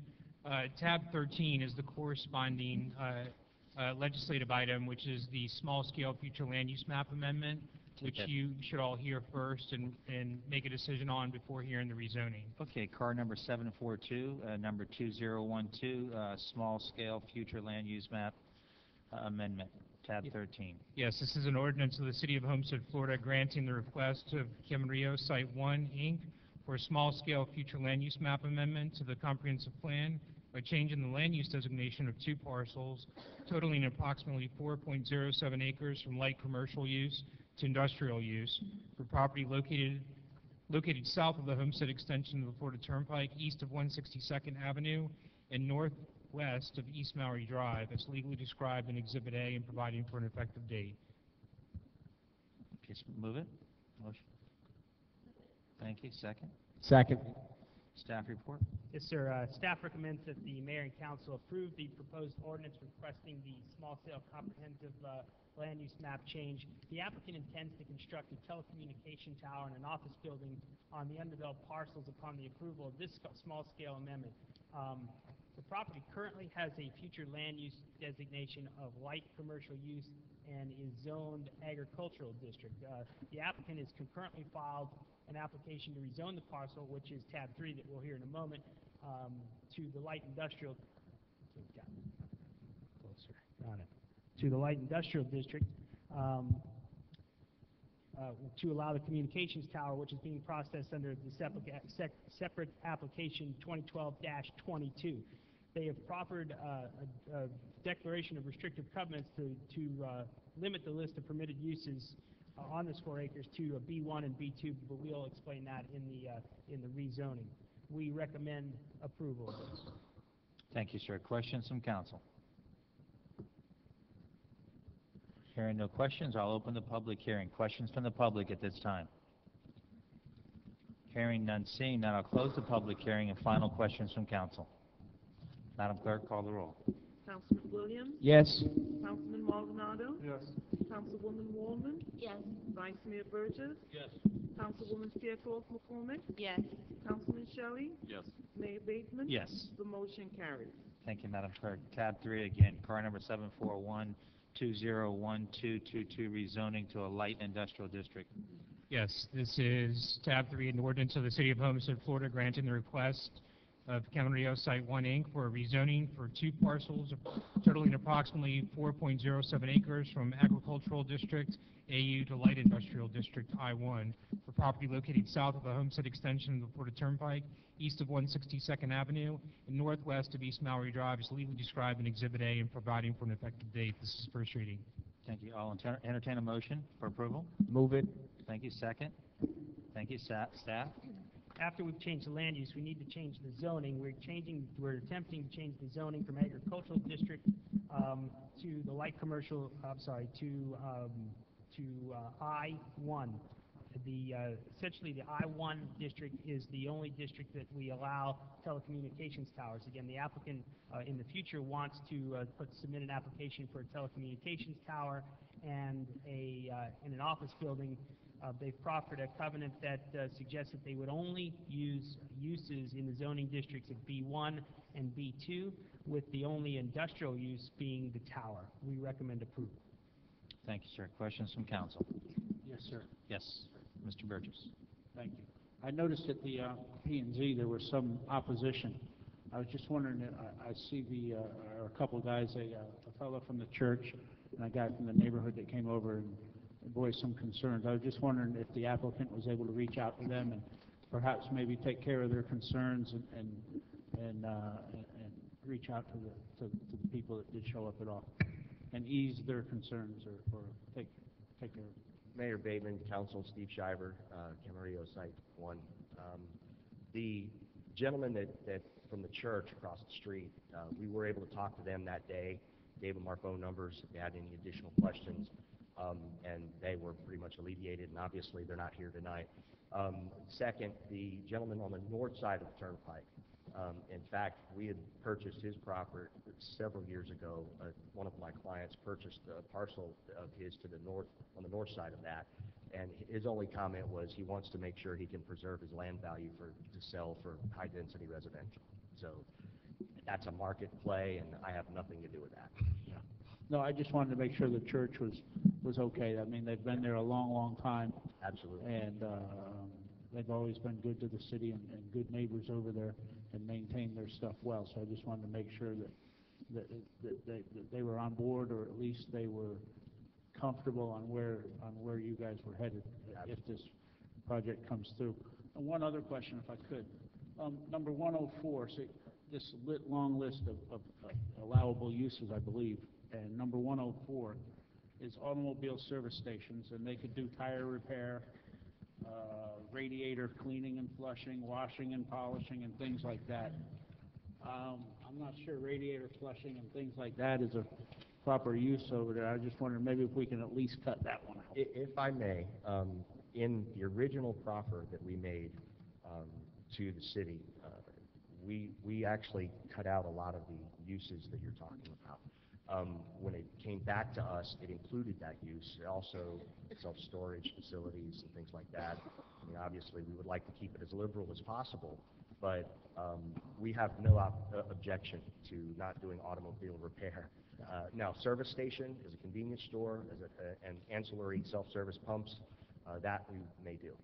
That's a very viable project. But there's a big difference between a self-service, absolutely, nice gas station that's there, and some guy who's radiator flushing and repairs and things like that, especially since there is some houses around there and all that, you know. Well, Vice Mayor, we'd be happy in between the readings, before the second reading, to take just those my out. thoughts. I don't know if anybody else cares. We'll be happy to take those out. Thank you, Mayor. Thank you. Thank you, sir. Mr. Shelley. Thank you, Mayor. Yeah, I did have a couple concerns as well, so I think maybe between reading one and reading two, maybe go back through and look at that list, because there were some other uses that were a little intensive, so maybe reevaluate that. But I did have a question for, my understanding of this rezoning is that it allows the one use in the industrial zoning, but it also will allow any of these other uses in B1 and B2, correct? Yes. Except for the ones that have been proffered out.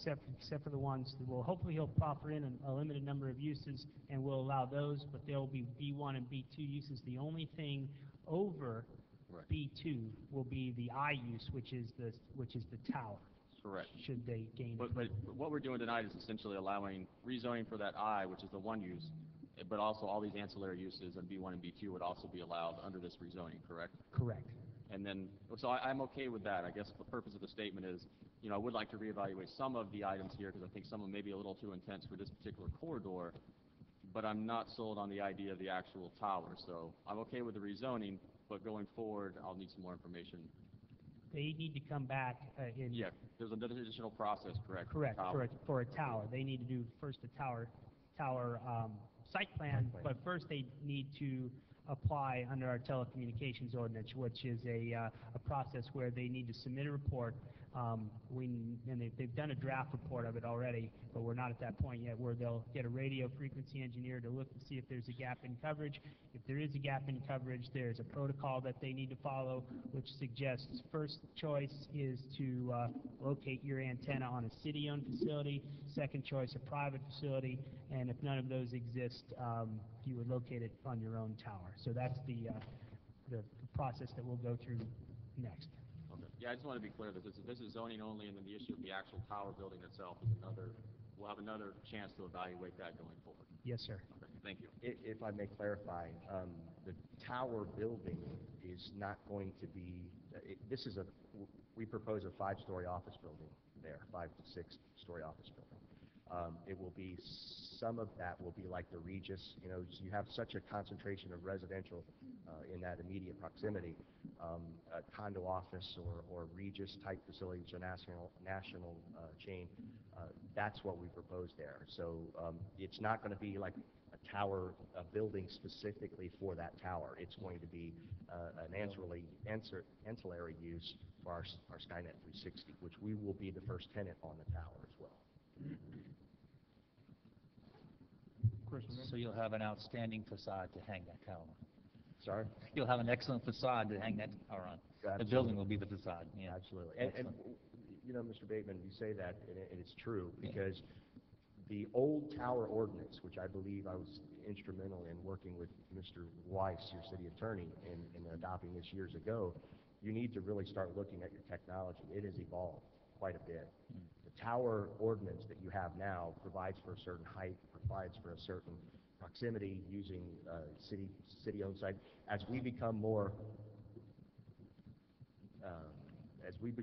technologically advanced, let's say, in the smartphones, which are smarter than me for sure, that requires more bandwidth. So what you're seeing now is the larger carriers are coming out now infilling shorter towers, but they're infilling the vacant areas or the blind spots that they call it. So we do have a radio frequency analysis. I don't know if it was in your packet yet, but it's done by an engineer, and I think you'll be okay when we come back to you at second reading. Okay, any further questions? Yes, Yeah. Mr. Malden? I do want to agree with you, and actually I was reading earlier that the FCC is actually working in regards to ease congestion of the wireless. You know, it's a big issue. Actually, my background being IT, I read these geeky stuff. And so I actually would like to do pretty soon is bring a committee, that technology committee, in order to help facilitate some of those questions and concerns and look at some of our telecommunication and data and technology ordinances and what we have in place to kind of revise it and make sure that we're upgrading it and we're with the times. One question I'd like to ask is the zoning for the existing antenna that's close by. What is that? Is that the same zoning? Yeah, the zoning for the towers has to be in the industrial district. Yeah, but that's on a city site. We only allow the towers in the high industrial districts. Councilman Maldonado, if memory serves me well, the south tower that you're speaking of is actually on the substation.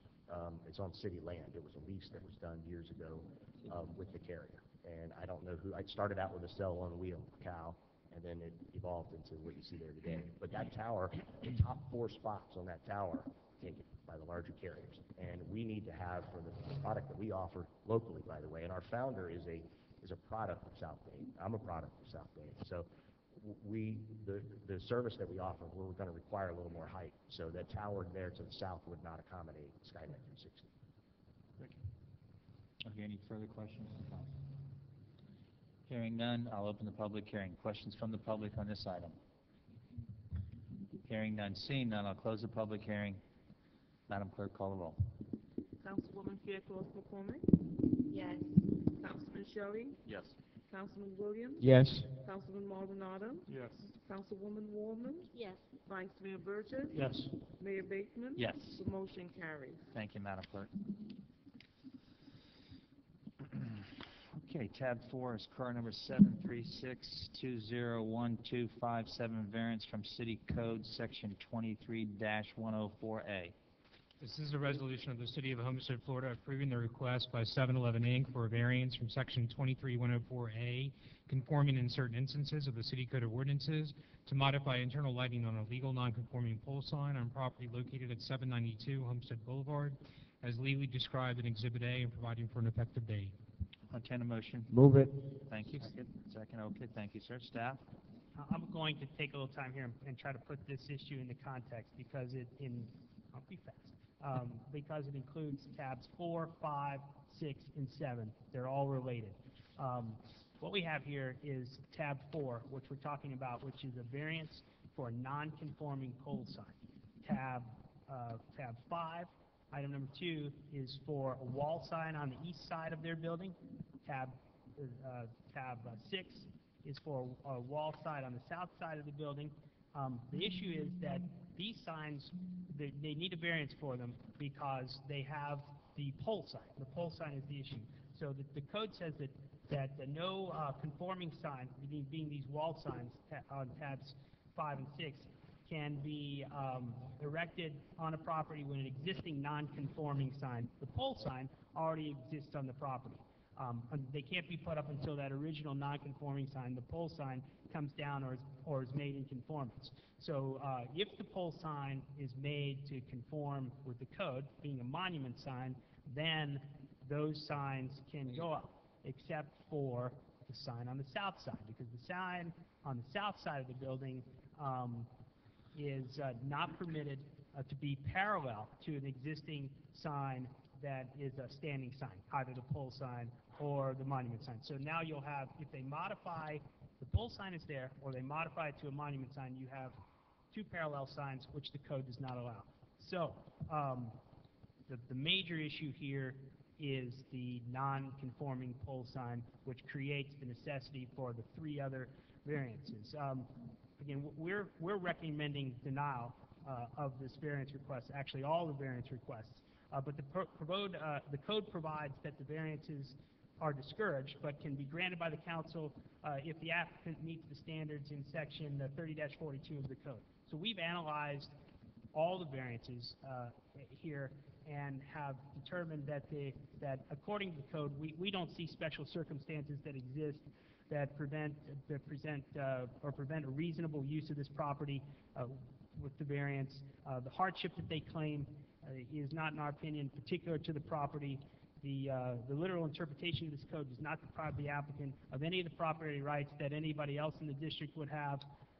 The claimed hardship is one that's self-created, and it's not the minimum variance possible. So with that, again, I'm going to recommend denial for each of these, starting with tab 4. Mr. Mayor. Mr. Williams, yes, sir. Thank you so much. Yes, sir. I knew I was coming to this meeting tonight, and somehow I just thought, reading that before it came up, that it was going to be recommended denial.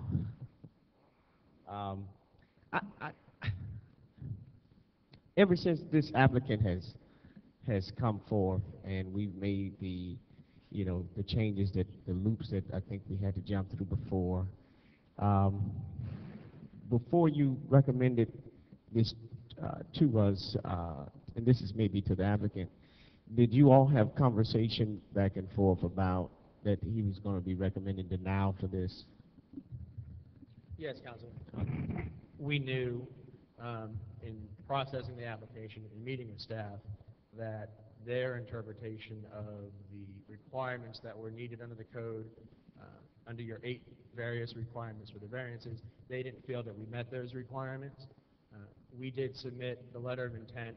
We did a supplemental letter of intent, which I think is in your package, which addressed each of those 8 specifically.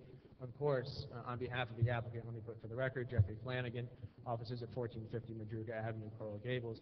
We do believe that the circumstances and the location of the property are in fact unique and do provide the hardship. I'm happy to go into those in further detail if you or any other. Right. Well, that's what I'm saying. I think ever since the applicant has come forth, and the other time, their applicant, they recommended denial for what they were trying to do, and then now that we come to these signs. It's just there's an recommended denial for these variants, and I don't know what else that perhaps that we need to do other than is there anything else that perhaps in what they're asking that you all can do other than to conform to what they're asking you all to do?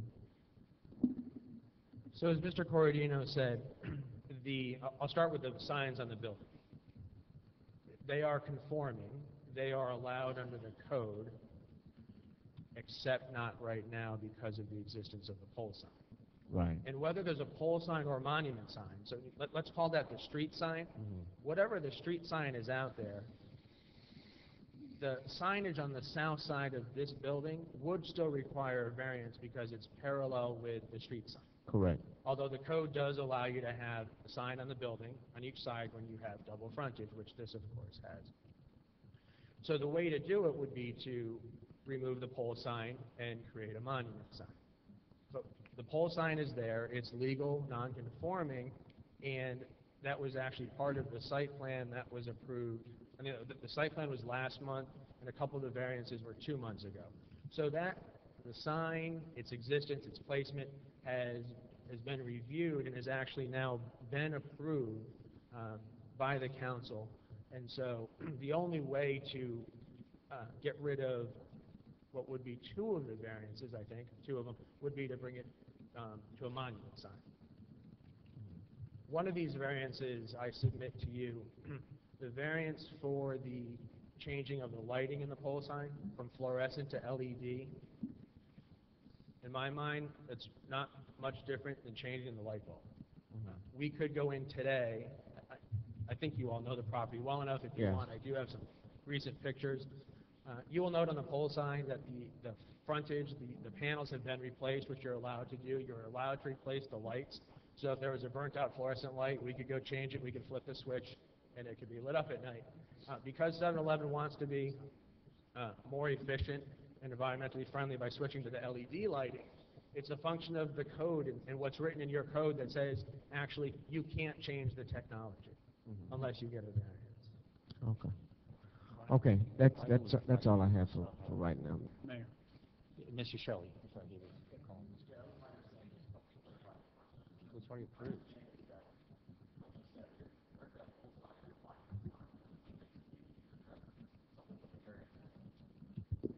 Is that better? There we go. Correct. I got it working now. If you convert the pole in the monument into a monument, the only thing you'll need to do is give variance in tab number 7, which the south which side, puts the double parallel south side sign, one on the facing. wall and one on the street. Okay. And I know that we dealt with the same issue when Blake Chevrolet came before us, and they had a very similar sign.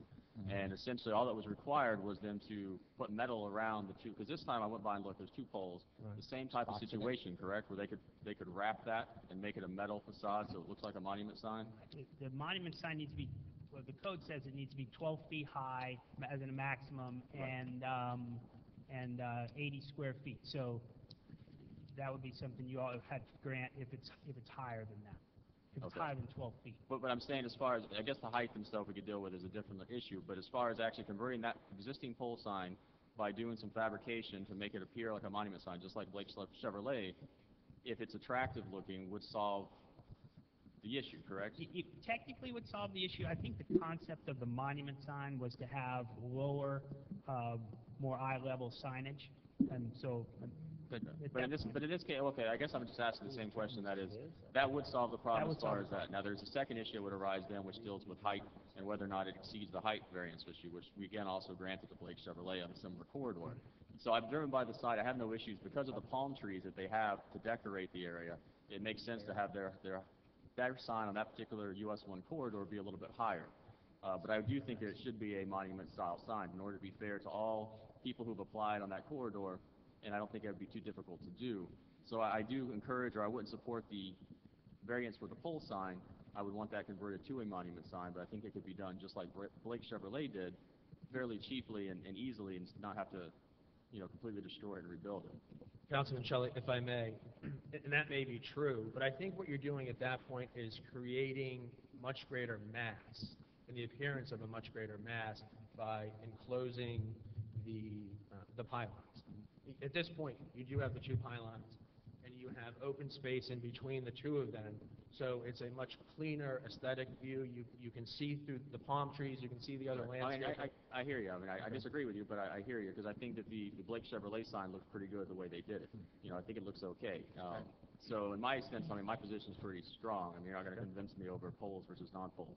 It's going to be, for me, it's either converted into a monument sign or I'm going to vote against it. I mean, that's kind of what I'm proposing, but I just think there's a solution there that solves the problem, eliminates the need to go through these other variances, and then I don't have an issue either with the double facing south, because I did drive by it because of this particular site. It looks a little odd without there being a sign on the side of the roof there, so I could go for that variance as well, but the pole sign is the one that I can't. I would just submit that the pole sign, its existence and everything was part of the site plan from last month also. Okay, Vice Mayor. Thank you, Mayor. I too would, well, first of all, I say shame on me, but this property has been nothing but variances since it came to us. So if that pole was on there, shame on me for not catching it that night. But that was a very confusing and very long, drawn-out evening, so I voted yes, so that's shame on me. But I will not go for a pole sign. We made the Chevrolet, Homestead Chevrolet, jump through hoops. There's a sign, there's a reason that we went to monuments that was described to me way back. Was one, they're more friendly in a hurricane environment. They're not dangerous flying around and going around.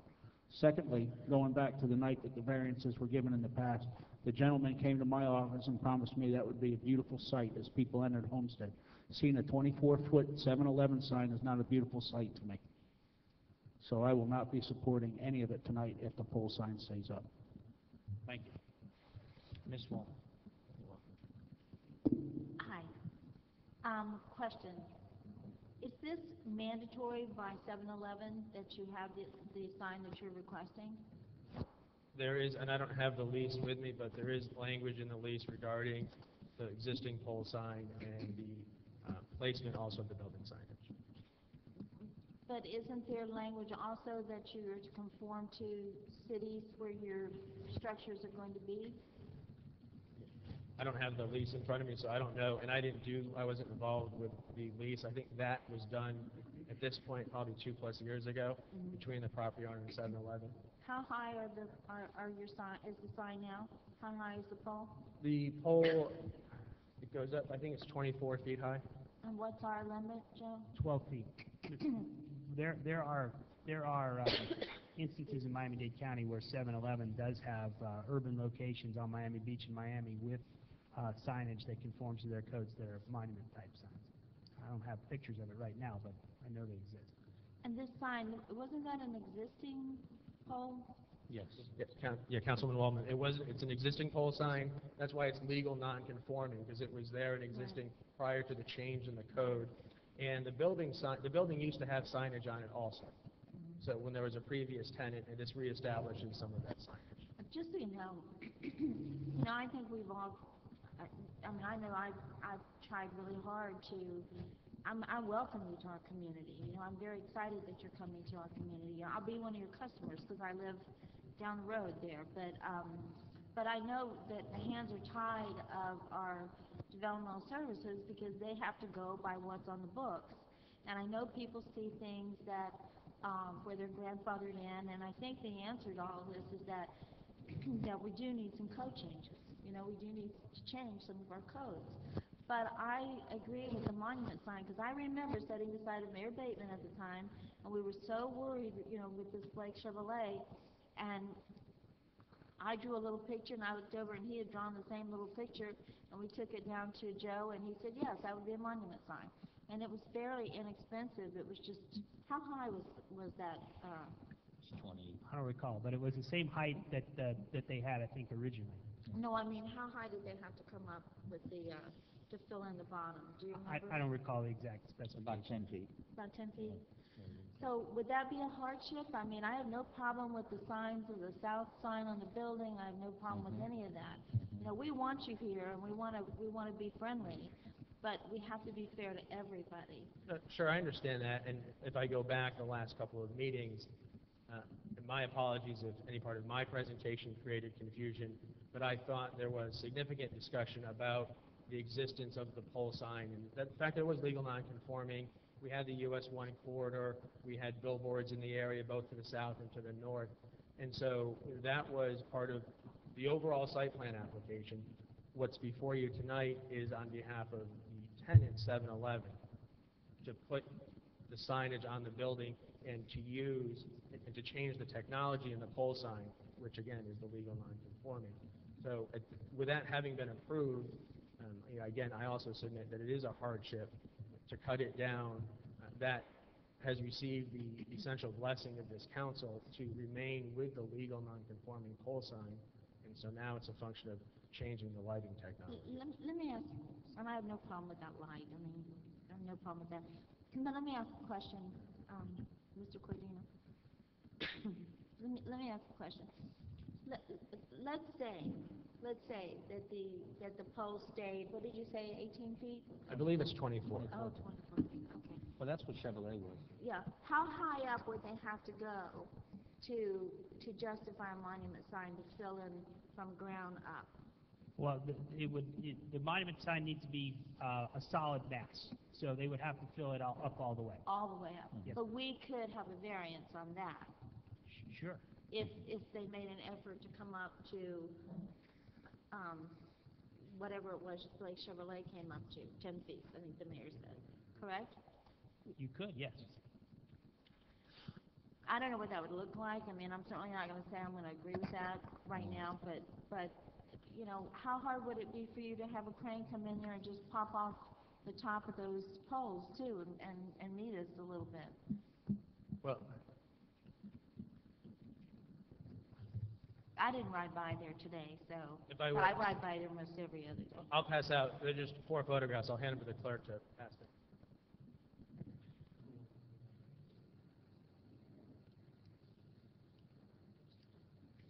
So we may move this along and not labor too long. Look, you've got my support tonight. I concur with Councilman Shelley, with Councilman Williams. So far, what I've heard is, look, make it a monument sign, and I don't mean it 12 feet, I mean it 24 feet, just like we did for the Chevrolet dealership. He didn't cut 1 inch off. You're gonna have to box it in. It does look good, does make aesthetics or everything to me, and you got my vote, simple as that. So if that tells you anything, and so we don't belabor it, I think we're moving forward. If I we hear just you, get Mayor. on with it, I think you got what you want. I hear you. Mayor? Yes, Mr. Yeah, Phillips. I'm in agree. Don't let this be a deal breaker. Fill in the sign and let's move forward. Don't, because if they're willing to, let go of the other, issues, then Beautiful. if it's just filling in the sign, to make it a monument, don't let that be a deal breaker. Understood. No height restriction on what you have now, whatever it is. You dang sure can't extend it, but Majority rules. that's it, we're done. So have we dealt with the lighting issue that they're requesting? Yes, and what was my proposal, was to leave it the same height, no different than we did Chevrolet dealership, box it in all the way to the ground, make it a monument sign, make it look good, which it will, because I'm telling you, the Chevrolet sign looks outstanding, and move forward. Mayor, I'm sorry, if I might, because just so that we're not, to see you all going down the path of what you would like, and not sure if the applicant's going to agree, but if the applicant chooses to go down the path of boxing in a monument and making a monument sign, then that's going to require an amended application, sign application, and then that's going to change the nature of this variance. So it would be a height variance for a monument sign. But the reason we're allowing that is because he was existing, no different than a Chevrolet dealership. Had he put it up now 24 feet, I would say no, but it was existing. So we're asking him to come 50% our way and make it a monument-looking sign, whether it's 24 feet or not. 12 feet doesn't, I didn't vote, I didn't make 12 feet the monument sign. No, I don't know who came up with Joe's terminology earlier when he said, I really think monument signs came into play because of the height. I disagree.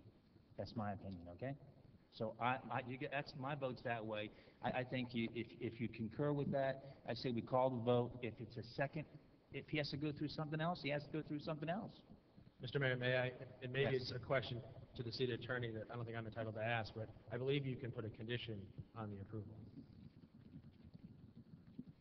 which would then negate necessity to come back. It's your approval is conditioned upon boxing it in. I think what James is saying is that if you want to go in that direction, then it's a different variance that he's applying for. So you can't apply for one variance, which is the pole sign, and get another variance. That's why we did it with Chevrolet, and we did it in one I'm not meeting. sure the Boom. procedure that we did We that did it night, in one meeting with Chevrolet, right there standing in front of us. but we could look back at it. I don't know, but well, it hasn't been properly noticed, it hasn't been properly advertised, it hasn't been, that particular variance hasn't gone through the LPA. It's not properly before you all for that decision this evening. And welcome to Homestead. I'm sorry, I'm confused. What's the variance? Your condition of approval is box, you're approving it. I'm making the assumption, I'm not counting the chickens before the eggs have hatched. But if you approve it, you approved it conditioned on boxing in the supports of that pole sign. Legal non-conforming use sign. Right, and you say box it in, so it looks, it's not a monument sign, it's not technically a monument sign, it looks like a monument sign. It's a 24-foot monument sign. So I think we're still there, just with a condition of approval.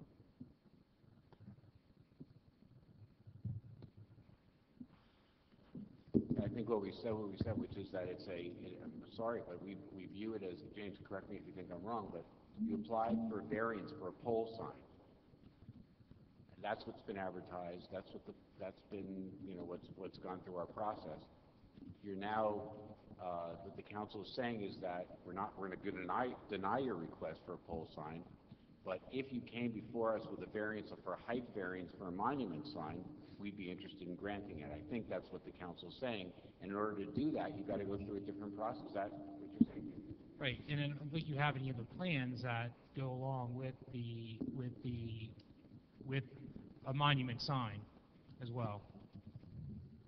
I'm sorry, I think I'm hearing approve the pole sign, but box it in so it looks different. Look, I'm confused at this point. Listen, Mayor, with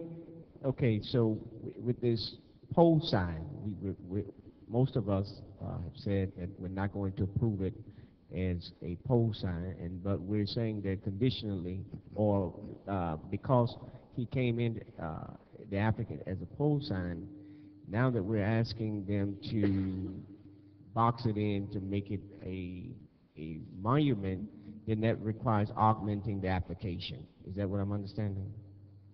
That's exactly what has to happen. Is where I think the council's trying to accommodate him, and what we're trying to do is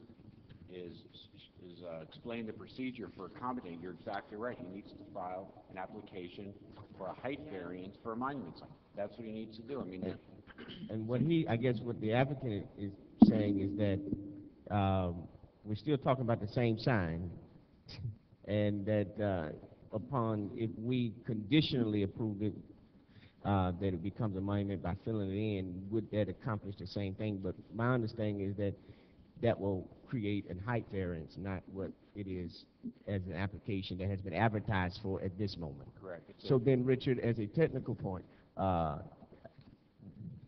what do we need to do? What you need to do is you need to deny this variance. You've already expressed your opinion that you want to try to accommodate him. Staff will try to work as quickly as possible to process a different application, get it back in front of you as quickly as possible, and that's what you need to do. So would denial be what is needed, or can we defer it? Well, there's no reason to defer because the application that he's made, James, please correct me if I'm saying anything that you disagree with. Okay, The application he's made is for a pole sign, and you're denying the variance for the pole sign. He's got to come through with the application for a height variance on the... Okay. Well, I yield to my colleague, Mr. Shelley. I just had a question. I mean, can't we defer this, and then he can modify the application so that the item that comes before us, versus having to deny this one, and then have him reapply? Can't he just apply to modify what his variance request is? The variance that was submitted, the application, the variance that was submitted, the variance that was heard by the LPA, and the variance that was advertised to come before you all is a variance to modify the internal lighting to this pole sign. Correct. And what I'm asking... A couple of issues. One is that the sign is a legal non-conforming pole sign, and with non-conforming signs, anytime you make any change to it whatsoever, you need to basically come in for a variance. That's why this first item is before you, because of the internal lighting mechanisms. Secondly, you only allow for pole signs to be 12 feet high. I mean, monument signs to be 12 feet high. So if you want a monument sign above 12 feet, then that variance would need to be analyzed, reviewed by your staff, go to LPA, and then come before you. This application could be modified to include changes to the non-conforming pole sign, to include internal modifications or lighting or technology, and the height. Right. But it would require us to have to go back and advertise that. Yeah, correct. No, it could be done tonight. I understand that. But what I'm saying is, rather than deny this application tonight, we could defer it and then administratively deal with all that issues, come back through the process under that same application with a different variance is what I'm requesting, rather than having to deny him, having to start the whole process over, reapply, I mean, there's fees and stuff that are involved with that as Right. well that becomes problematic. So what I'm asking is, I know we can't make the decision tonight, but can we defer this?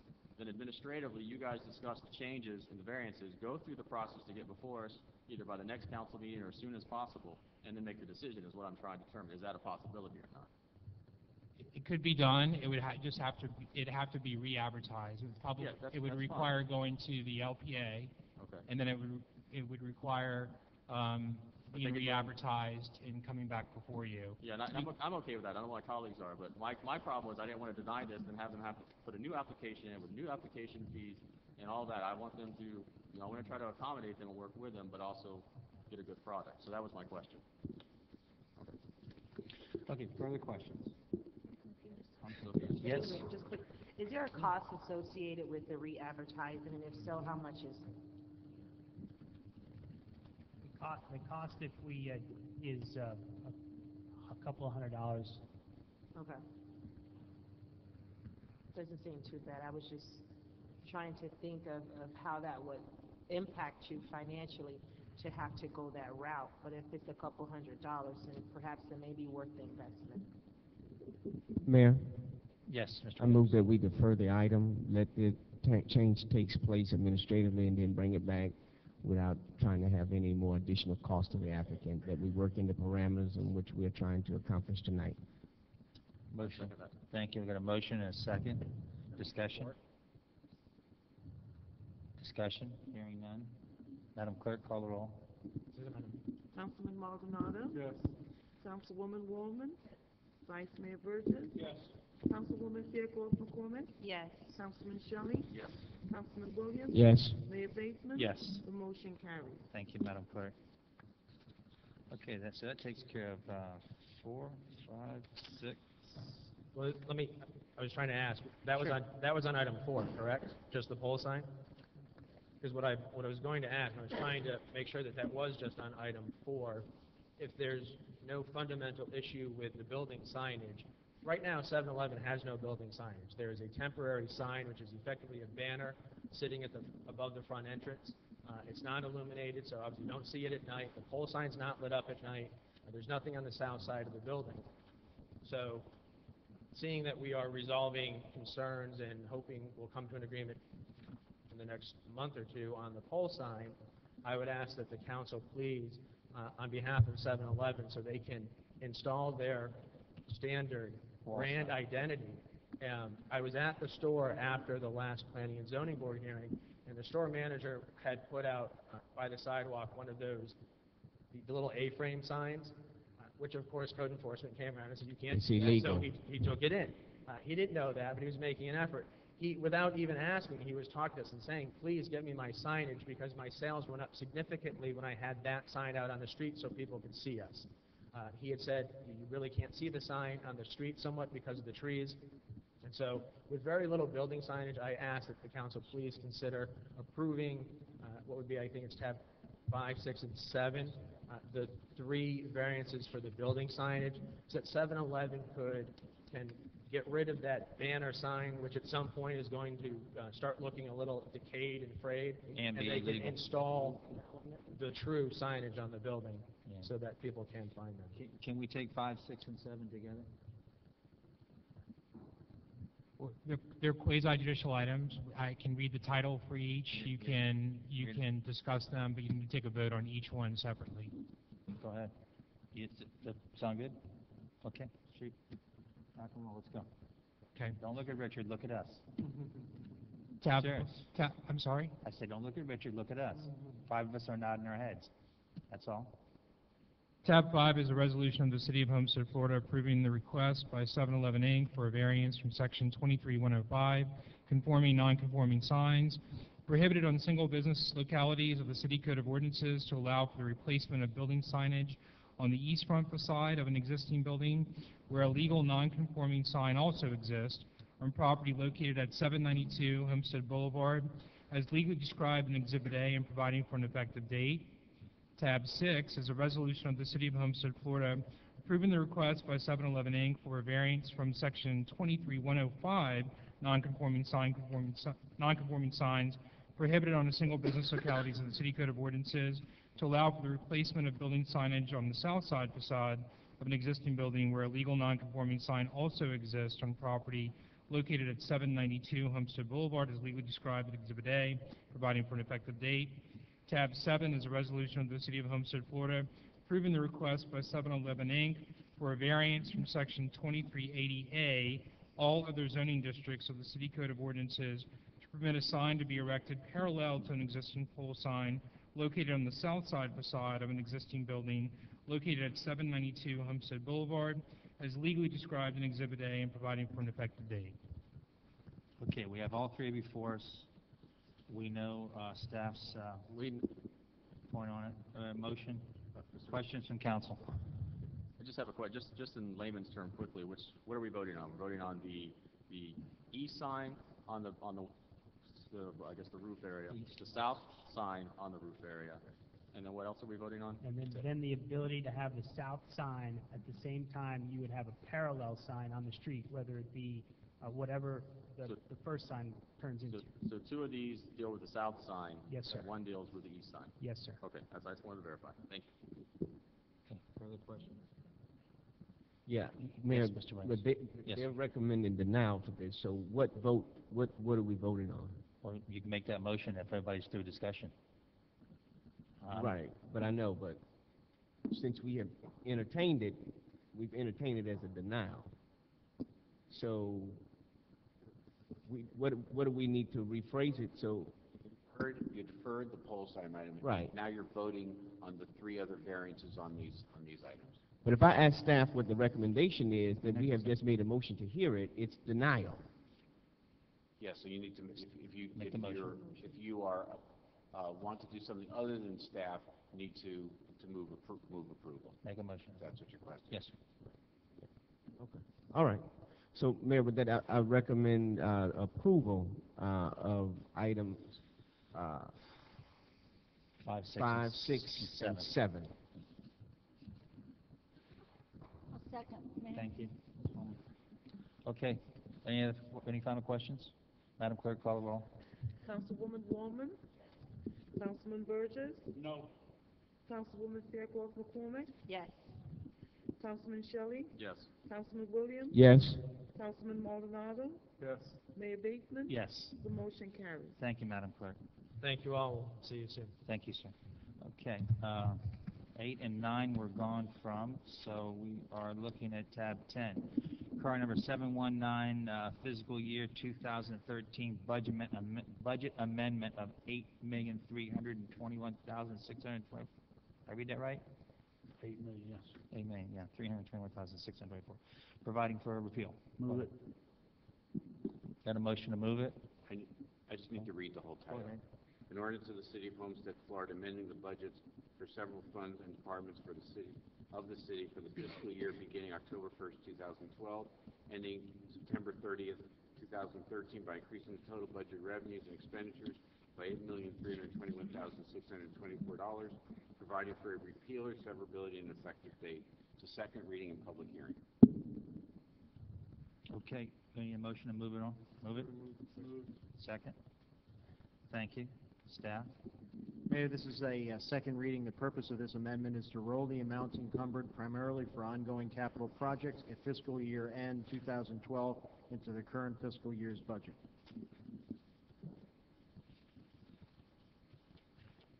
Okay, questions from council? I'm sorry, George, what did you say? You said capital improvement. What did you say? What was the last? Carlos, you want to? Mayor and Council, yes, this is primarily to roll over purchase orders that were encumbered at the end of fiscal year 2012. It's rolling them over into the current year and appropriating Oh, you those say funds. purchase orders. Okay, okay. I thought I heard you say capital improvements. It's for primarily Okay. for capital projects. Okay. Purchase orders encumbrances for primarily capital projects. Okay, all right. Mr. Mayor? Yes, sir, Mr. I just Shaw. want to say that's the best Carlos has ever sounded at any council meeting we've ever been to. That's all. Sorry, go ahead, Matt. Got the right voice for that. Take that new mic with you to the new city hall. Okay. We've got, now I'll open the public hearing. public has any comment on this item? Hearing none, seeing none, I'll close the public hearing. Final questions from council. Madam Clerk? Councilman Shelley? Yes. Councilman Williams? Yes. Councilman Maldonado? Yes. Councilwoman Woolman? Vice Mayor Burgess? Yes. Councilwoman Fairclough McCormick? Yes. Mayor Bateman? Yes. The motion carries. Thank you, Madam Clerk. Okay, card number 730, additional property tax exemption for certain qualifying seniors. This is a no-brainer. Tab 11. An ordinance of the City of Homestead, Florida, amending city code by amending Article 4, Homestead Exemption for Senior Citizens of Chapter 26, Taxes, to revise the title of the section and article and to provide for an additional homestead exemption for low-income seniors, updating provisions, providing for severability, inclusion of the code for delivery to the property appraiser, and an effective date. Second reading and a public hearing. I'll entertain a motion to move for Move approval. Okay, second. Second. Thank you. Staff? Mayor, on November 6, 2012, voters approved Amendment 11 of the Florida Constitution providing an additional homestead exemption for low-income seniors that totally exempts the taxing authority's portion of taxable value. The eligibility requirements for this new additional senior exemption are the same as the current senior exemption. However, the qualifying senior must also have maintained their home as their permanent residence for at least 25 years and a market value less than $250,000. The new exemption can only be applied to a county or a municipality taxing authority once an ordinance is adopted by a supermajority, a majority plus one of the council. The approved ordinance must be delivered to the Miami-Dade County Property Appraiser's Office no later than March 1st, 2013, to be applicable for the 2013 tax roll. The worst-case scenario impact for the City of Homestead is estimated as a tax revenue loss of $740 for fiscal year 2014. Staff recommends Mayor and Council approve the attached ordinance on first reading. Ordinance approves the additional property tax exemption for certain qualifying seniors pursuant to Constitutional Amendment 11. Thank you, sir. Questions from council? Just one question. How are our senior citizens, those that don't know this, how are they getting that information now? I think it's Mr. Manager or somebody. How they get the information? If they already qualify for the initial exemption, this is basically going to be automatic. They'll be receiving this one as well, as long as they apply. They can prove that they're owned the property for 25 years. The county actually already knows from the records who's owned it. So there's basically 7 properties in the City of Homestead that qualify for this. Thank you, sir. But nobody, I mean, the county nor the city reaches out and notifies them, right? Honestly, I don't have an answer for that. I apologize. You're on TV right now. A lot of seniors are watching you. So. We could also send out a notice if you'd like to send. We can. Thank you. That's No problem. what I was looking for. Notify the seniors who qualify if it's not that late. Absolutely. Thank you, sir. Okay. Any questions from council? Okay. Hearing none, I'll open the public hearing. Questions from the public? Hearing none, seeing none, I'll close the public hearing. Final questions from council. Madam Clerk? Councilman Williams? Yes. Councilman Maldonado? Yes. Vice Mayor Burgess? Yes. Councilwoman Fairclough McCormick? Yes. Councilman Shelley? Yes. Mayor Bateman? Yes. The motion carries. Thank you, Madam Clerk. Okay, reading tab 12, card 740, 201252, compliance with the appeal of 2000.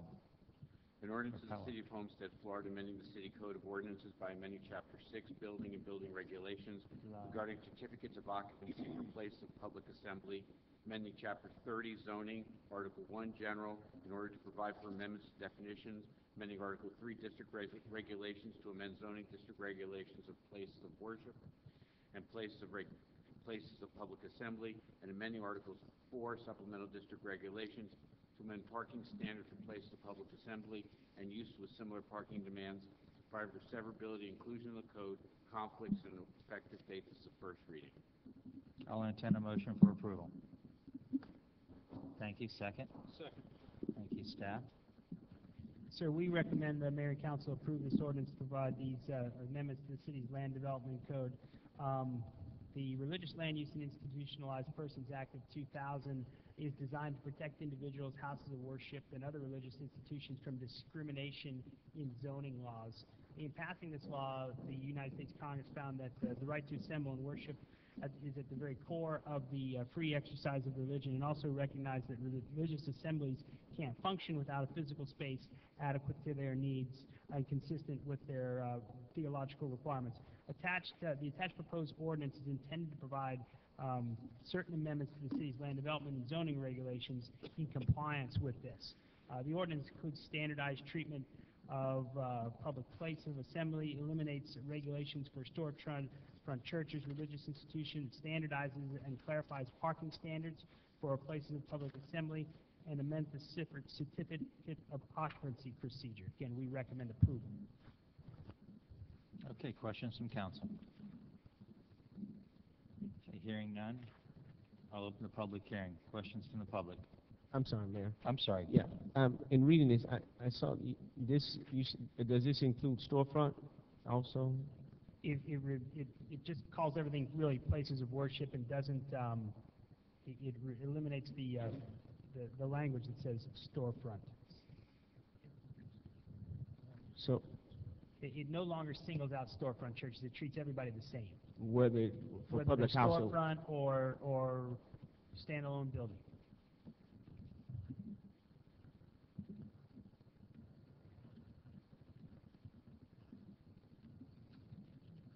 Thank you, Mayor. Thank you. Any further questions from council? At this time, I'll open the public hearing. Hearing none, seeing none, I'll close the public hearing. Final questions from council. Yeah, I'm sorry. Let me, so they're changing the language of house of worship. You're striking that out to put place of public assembly. Is that? Yes, sir. So, help me with that, with the modification of the language. It just doesn't differentiate between what we're now calling places of public assembly. So it doesn't differentiate between a church or a synagogue or a storefront church or an Elks Club or a Kiwanis Club or anybody like that. All those guys are places of public assembly, and there's no difference between them. Okay. Thanks. Any further questions from council? Just another brief explanation, which I think may, because I see you still shaking your head a little bit. There's federal law basically has come out and basically required that these places of public assembly be treated all the same, notwithstanding what happens inside. So that an Elks Club where people get together is treated the same as a church, as a fraternity, some sort of fraternity. So that's why our code is being amended in order to comply with the federal law. And a lot of communities gotten sued over this, where they've applied regulations dealing with a place of public assembly, and they've discriminated against one of these things, and we've handled tons of litigation over it. And so we're revising these ordinances to make sure that we're in compliance with the federal law. That's why this is being done. Are you good with that, Mr. Williams? Yeah. Okay. Okay, any final questions from council? Madam Clerk? Councilman Maldonado.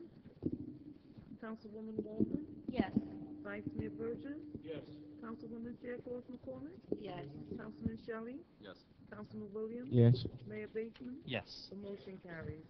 Okay, we've done tab 13, tab 14. Car 747, number 201252, Code Amendment to Chapter 6, Fence, and Chapter 30, Fence Restrictions. An ordinance of the City of Homestead, Florida, amending the City Code of Ordinances by amending Chapter 6 and building regulations, Article 4, Fences, Division 1 Generally, Section 6197, Fence Construction Standards, amending Chapter 30, Zoning, Article 4, Supplement of District Regulations, Division 1 Generally, Section 3408, Fences or Walls, and further amending Division 5, Fence Restrictions, to provide for clarification and consistency of fencing standards and regulations, providing for severability, inclusion in the code, conflicts, and effective date. This is the first reading. Okay, I'll entertain a motion to approve. Thank you. Second. Thank you, staff. Yes, sir. We recommend that the council approve the proposed ordinance requesting the city amend the fence code This proposed amendments, these proposed amendments are going to provide consistency where conflicting fence regulations were found in Chapter 6 and Chapter 30 of our city code, where the permitted landscaping hedge height noted in Chapter 6 shall be consistent with the regulations set forth in Chapter 30, and the proposed code amendment will further clarify duplicated or conflicting fence regulations or restrictions set forth in 30-408 and 30 in zoning. These inconsistencies evidently are just the result of prior code amendments that just conflicted with one another. The code was never looked at comprehensively. It's one of the cleanup items that we're trying to look at every so often and look at easy things that conflict that we can fix. So again, we recommend approval. Mayor? Yes, Mr. Williams. Now, with this, with the issue that Dade Medical College had with the fence piece, does that address any of that, what we're No, bringing up because now? that section of the code didn't conflict with any other section. We're just looking at sections that say side height should be 4 feet, in another place it says side height should be 5 feet, another place it says side height should be 6 feet. So in their instance, it's very clear in the B1 and B2 districts, front fence height in the front setback shall be 4. It doesn't conflict with anybody else. Okay. Again, you're free to change it, I would imagine, but we're cleaning up conflicts. Thank you. You're welcome. Okay, any further questions from council? Yes, Ms. Wallman. Mr. Maldonado says that I'm using my southern voice and I'm not speaking loud enough because nobody hears me. No, I basically just was saying thank you because this is just a cleanup measure, right? Yes, ma'am. Okay, so this You're is welcome. good. This is what I want to see more of. We're trying to bring one a month up, so we've got a list of them in the office, and we're trying to process every month. We're trying to move a new one through the process. Thank you. You're welcome. Thank you. Thank you. Okay. No further questions from council. I'll open the public hearing. Questions from the public? Hearing none, seeing none, I'll close the public hearing. Final questions from council. Madam Clerk? Councilwoman Warman? Yes. Vice Mayor Burgess? Yes. Councilwoman Fairclough McCormick? Yes. Councilman Shelley? Yes. Councilman Williams? Yes. Councilman Maldonado? Yes. Mayor Bateman? Yes. The motion carries. Thank you, Madam Clerk. Okay, car 732, waiver of utility deposits for military personnel. Thank you very much. Motion to approve. Thank you. Second. An ordinance of the City of Homestead, Florida, amending the city code by amending Chapter 28 Utilities, by amending Article 6 Deposits, Section 28201, Water and Sewer Deposits, amending Article 8 Electricity, 28255 Electric Deposits, providing severability, inclusion of the code, and an effective date. Okay. Thank you. Second. Second. Thank you, Mr. Burgess. Staff report. Mayor, as promised at the last council meeting, this ordinance will amend Section 28-201 Water and Sewer Deposits and Section 28-255 Electric Deposits to allow for waiver of utility deposit requirements for active duty or reserve military personnel who enroll in the program. The additions to the city code will allow the Customer Service Department to enroll active duty or reserve military personnel in double notification program and waive utility deposit requirements on new accounts. I'm going to start off. I usually go last. Thank you. Richard, I know you worked on this. Thank you very much. Mr. Manager, thank you. I think it's well needed and well deserved. Mr. Shelley. Yeah, thank you, Mayor. No, I just wanted to report back. I had a meeting, because this was raised at the last council meeting by Sergeant Major Sylvia, and so I did meet with him and Mr. Vega. Mr. Vega had already been working on a ordinance dealing with this issue. We sat down, we discussed it. He was given a copy, Sergeant Major Sylvia was, and he looked it over and was satisfied, addressed all his concerns.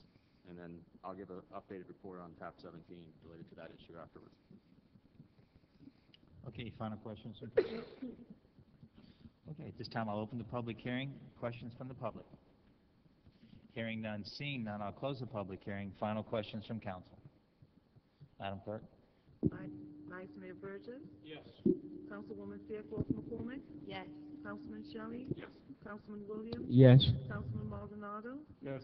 Councilwoman Wallman? Yes. Mayor Bateman? Yes. The motion carries. Thank you, Madam Clerk. Car number 729, waiver of fees for the use of Homestead Community Center Banquet Hall. Move it. Thank you. Second. Second. Thank you. Staff. Mayor, the Homestead South Dade Kiwanis Foundation would like to host a reverse raffle at the Homestead Community Center Banquet Hall to award a grand prize of $10,000 to the holder of the last ticket drawn. The foundation is requesting the mayor and council authorize the city manager to approve a waiver of usage fees in the amount of $500 for the use of the Homestead Community Center Banquet Hall on March 9, 2013, from 6:30 p.m. to 10:30 p.m. to host a reverse raffle. According to City's Code, Chapter 20, Section 20-11, fees and charges, City Council sets fees and has the right to waive park and recreation fees by a majority vote. Questions from council? Okay. Hearing none, seeing none, I'll open the public hearing. Questions from the public? Hearing none, seeing none, I'll close the public hearing. Final questions from council. Madam Clerk? Councilwoman Fairclough McCormick? Yes. Councilman Shelley? Councilman Williams? Yes. Councilman Maldonado? Yes. Councilwoman Wallman? Yes. Vice Mayor Burgess? Yes. Mayor Bateman? Yes. The motion carries. Thank you, Madam Clerk. Car number 751, support HOA application time limit legislation. Resolution of the City Council of the City of Homestead, Florida, expressing support for the enactment of legislation by the Florida Legislature that would require newly formed homeowner associations to process rental applications of military personnel within 7 days of submittal, providing for an effective date. 30 days now. Motion, entertain a motion for approval. Thank you. Second. Staff. Mayor, this came from Councilman Shelley, so, Councilman, did you want Mr. I'm sorry, go ahead. Yeah, no, this is a follow-up to that meeting at the last council meeting. Sergeant Major Sylvia also raised the issue of the military, active duty military, and the issues they were facing with the homeowners associations here locally, specifically that these active duty military men and women are being assigned to the Homestead Air Reserve Base. They show up, but they can't actually get into a place to live for almost up to 30 days or more. As a result, they're having to stay in hotel rooms, and they're also having to, pay for meal by meal as far as going out to eat. So it's actually causing quite a financial burden. So I had a meeting with Sergeant Major Sylvia as well as Rosa Brito from the Chamber of Commerce. And so we discussed this back and forth, and one of the things we determined is that the city at the local level can't do much, but we can send a message up to Tallahassee to ask them to address the issue there. And so that's what this resolution does, both for purposes of trying to put legislation in place that makes it for active duty military, that a decision has to be rendered within 7 days. And there's also a concept of a master application. And then as a final update, locally, what we're working on with the chamber is they put together a task force that is actually going out to all of our local HOAs and informing them of these issues that are the Homestead Air Reserve Base and the active duty military men and women are facing. And we've already gotten, I think, 18 associations to come on board and agree to change their policies to process these applications within 7 days. And we're reaching out to additional HOAs within the local community to try to facilitate that for our local military men and women. I've done a letter on my personal capacity. I encourage my fellow council members to also maybe do a letter to include in the packet that goes with the task force to really drive this point home and try to make some changes here locally. So. Kudos to you, Councilman Shelley. That is outstanding because not only do they stay in hotel rooms more than 30 days, but they don't get reimbursed up to 30 days. So, they actually come out of pocket and living in a hotel out of pocket until they can get approved by a local HOA. Mayor? Yes. If I could, thank you, Councilman Shelley, for helping us with this resolution.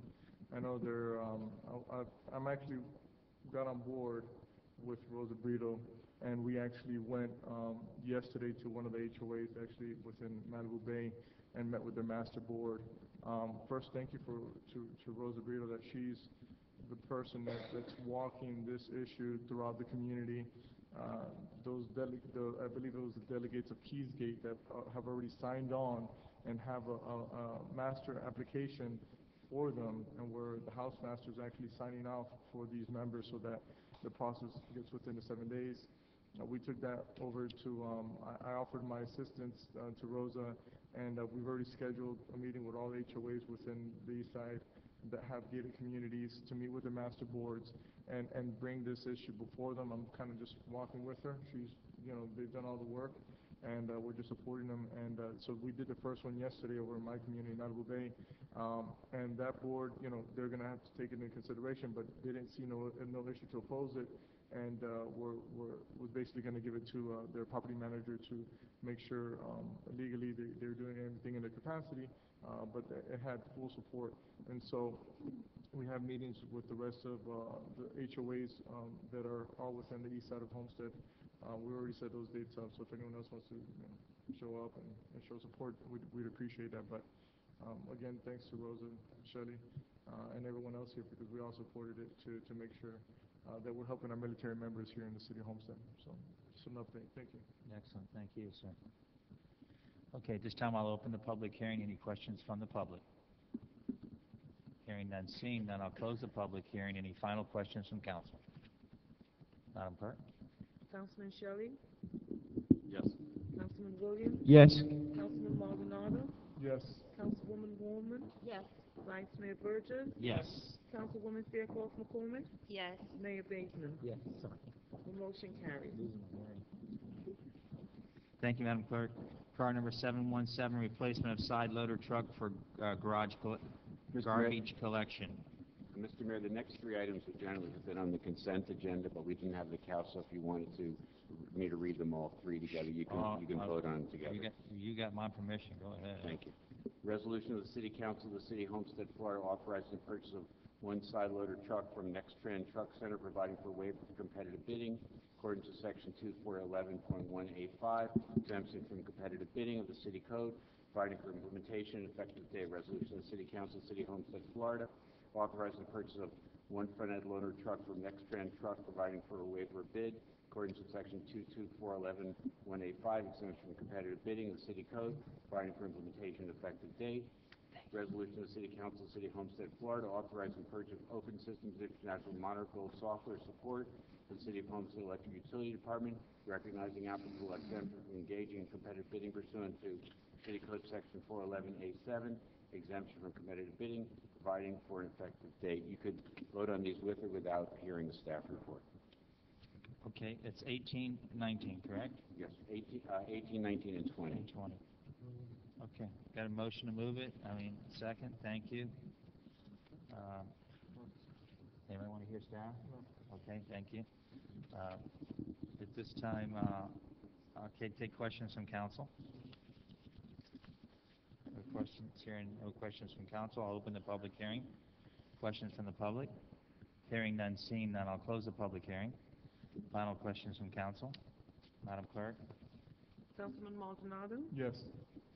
Councilwoman Woolman? Yes. Vice Mayor Burgess? Yes. Councilwoman Fairclough McCormick? Yes. Mayor Bateman? Yes. The motion carries. That was 18, 19, and 20.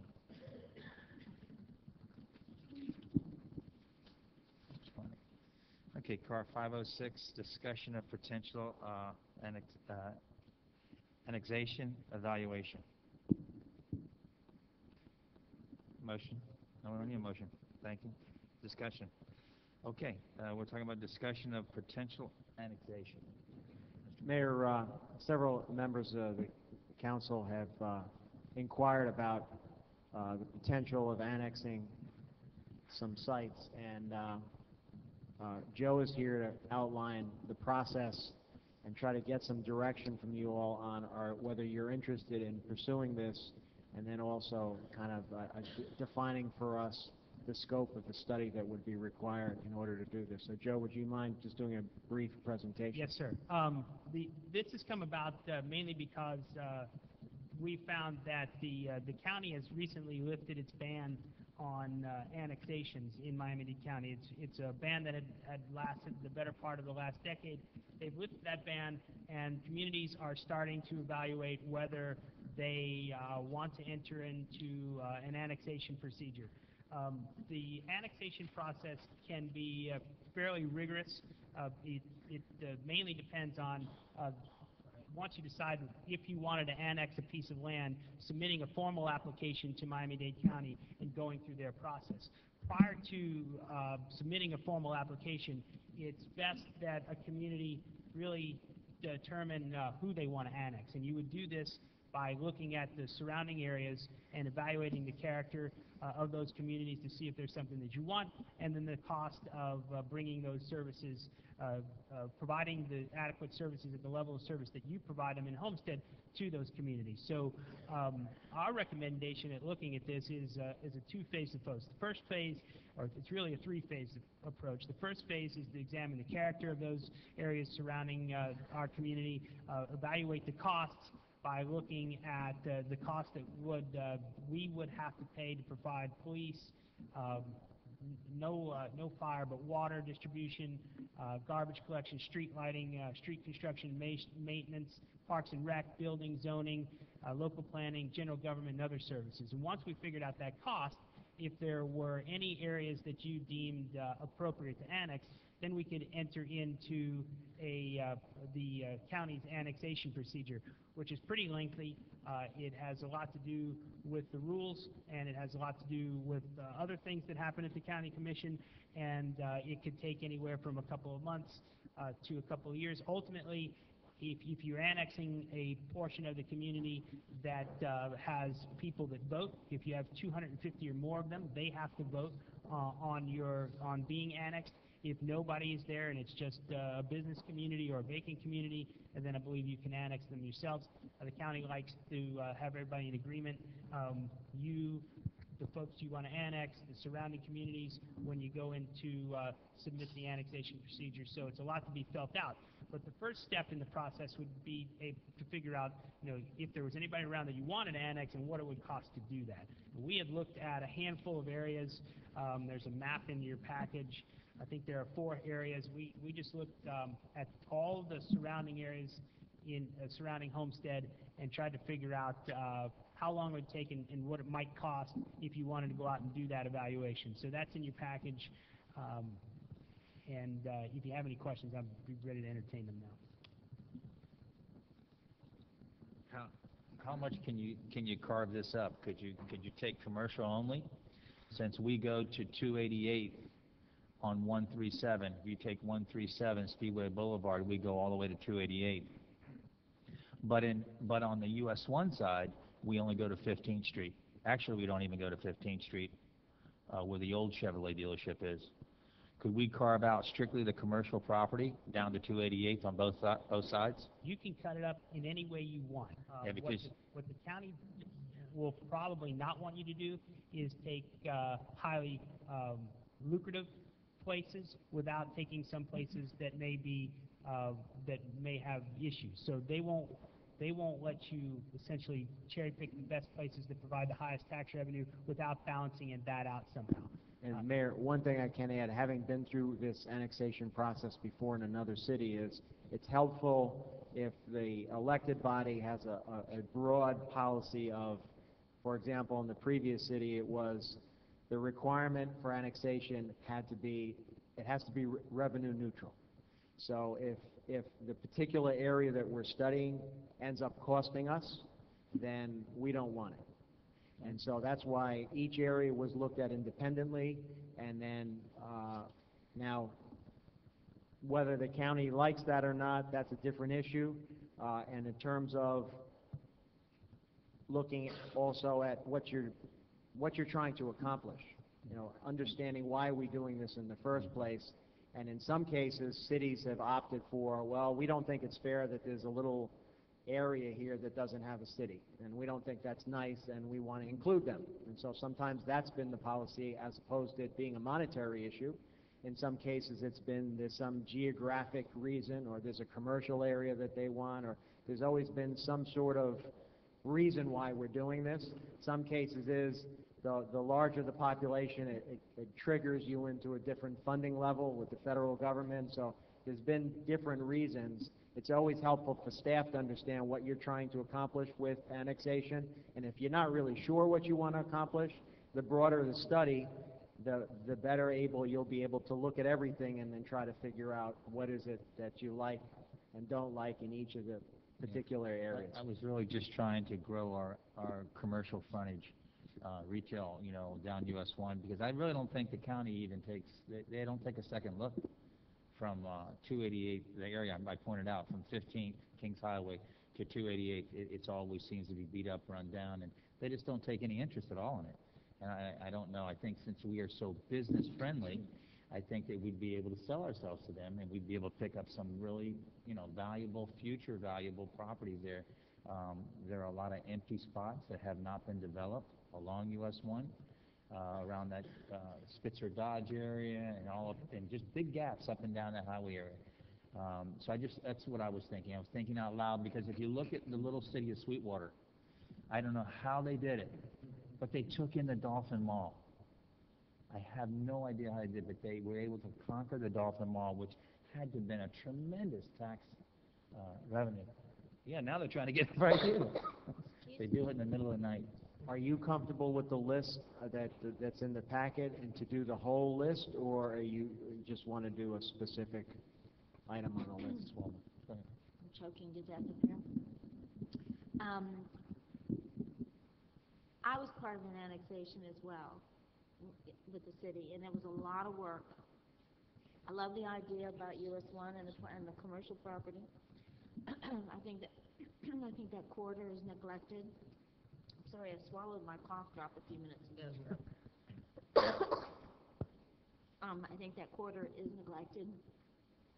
One thing we always wanted here in Homestead was waterfront property. And Bayfront Park has always been a dream to, Thames is having, but Bayfront Park has always been a dream of mine, because then we could really tout that the city of Homestead has oceanfront property. And we don't have that, and we're missing that. So personally, I would like to see a workshop there and have a broad study done, and see what we can come up with, and then choose between, or what we want to go after, or if it's feasible to go after. But that's what I would like to see done. And my dad used to tell me years and years and years ago, as we would drive out to Bayfront Park when it was just a little tiny, almost nothing, the marina wasn't there, nothing. And he'd say, one day you're going to see houses all the way down, to Bayfront Park. Not now, Larry, don't freak out on me with the Air Force Base. But I mean, you have to dream, and you have to see it, and this is just a way of exploring a dream. But to have that property would be major for our tourism and for our economic development. So I'd like to see a workshop. I don't know if that's feasible, but I'm for it. okay. Mr. Mayor? Workshop? Yes, Mr. Shaw. Oh, yeah, I'm all favor of workshop. I think, I like the proposals that are here as far as doing a broad study and finding out the information so we can determine is there some benefits going towards annexation. So I'm all for exploring our options. So just to clarify then, am I hearing that we should go forward with a study on the 4 areas that are listed here, and then come back to you with a workshop once the study is done? Is that what I'm hearing, or am I hearing you want to have a workshop to discuss which items to include in the study? I'd personally like to have a workshop to study the items. Instead of we go out and spend a bunch of money and you bring it back to us, I'd personally like to know what areas we're going to spend the money on. Take some time and understand it. All we need is direction one way or the other. Whatever your preference is. What do you think the expense is? What would you think that you would spend before you'd come back to us? Well, what we have here is each area. The Homestead North is $20,000.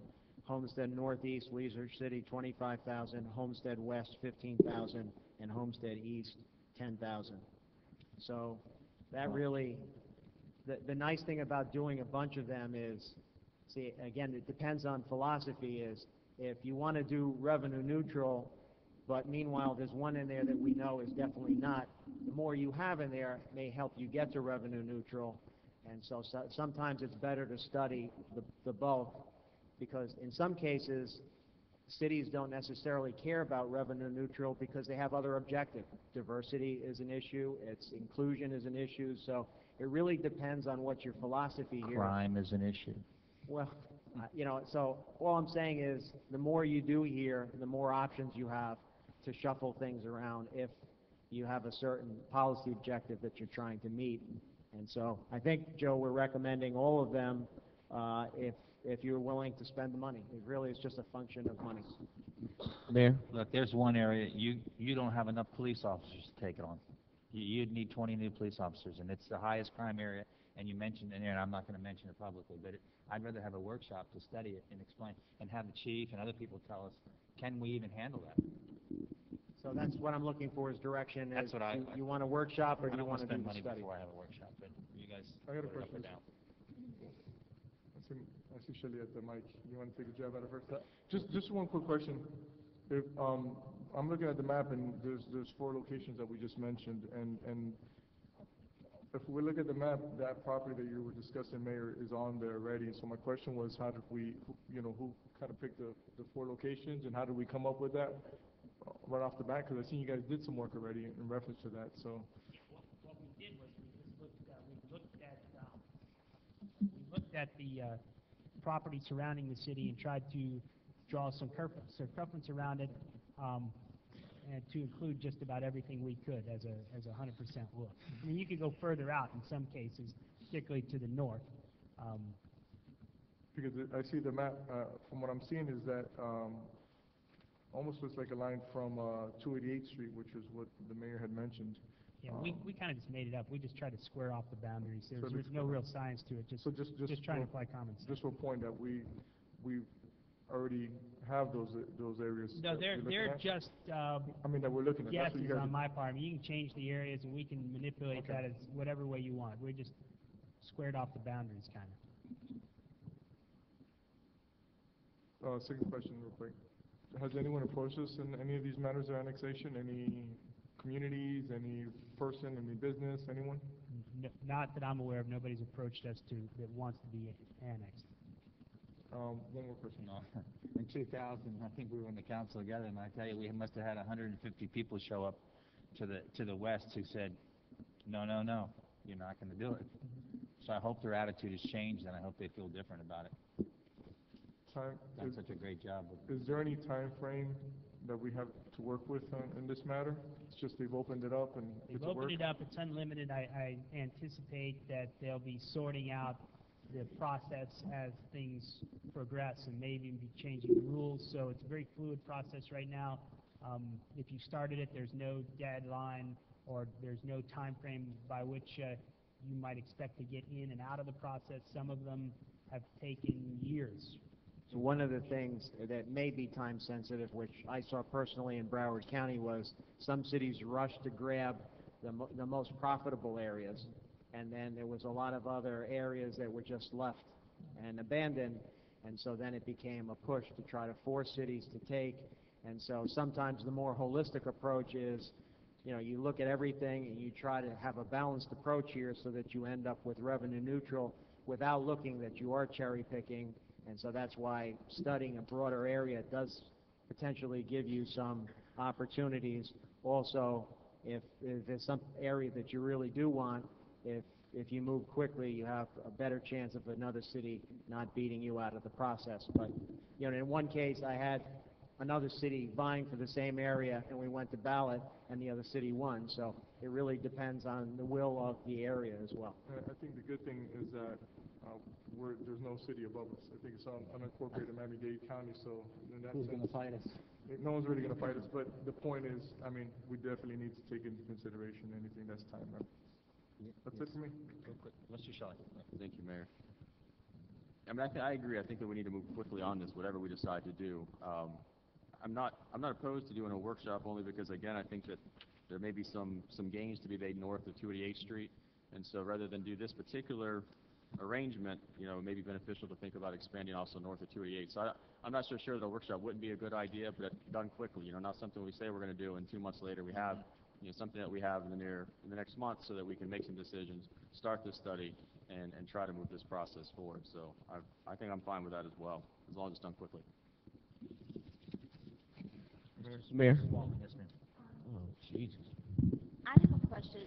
Didn't Cutler Bay annex Black Point Marina? Not that I'm aware of. They may, I don't know if they even have a formal application in. They may have a map, but I'm not quite sure. I've not seen it. But again, the process is open now, so people can do what they'd like to do. Yeah. And that's why I think, I agree, we need to move quickly and at least talk about it. Put everything on the table, because we may not have anybody that wants certain areas that we have surrounding us, but certain areas people will want. And once they grasp a waterfront property, they're just going to come right to the next one as well. So I think we should move forward very rapidly. But that's what I think the workshop will do. Why spend $20,000 on an area that you do not want and you cannot even handle? Those are some big numbers, I think. So, workshop. All in favor of workshop? Aye. How soon? Date? Let me look at the schedule. I'll get back to you early next week with a time frame. As soon as we get a date, at least if we could be contacted and get that emotion, then hopefully we won't have to wait till the next council meeting to get that date.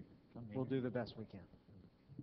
Breaking that new Annexation that the city did, and it becomes quite a political process down the county commission. You're all going to have to be involved speaking to commissioners, because it ultimately comes initially down to a vote of the county commission, in which becomes quite political.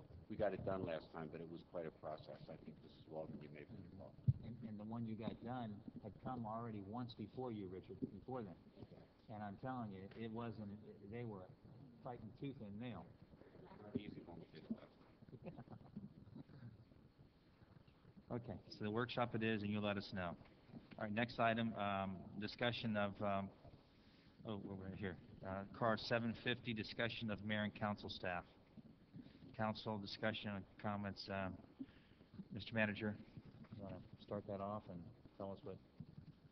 Sure. As you requested, I put together a memo that answered some of your questions at the meeting, and then I made some recommendations based on what you had requested in terms of assignment of staff.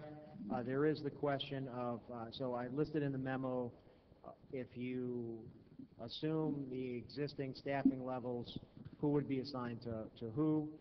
If, on the other hand, you wanted to add an additional position, then I'll need some direction on if that's where you want to go, and then how you'd want to proportion that. Right now, it's the mayor with one assistant, and then 2 council people for every additional assistant that currently exists. And then if there's a 5th one, how would you like things proportioned?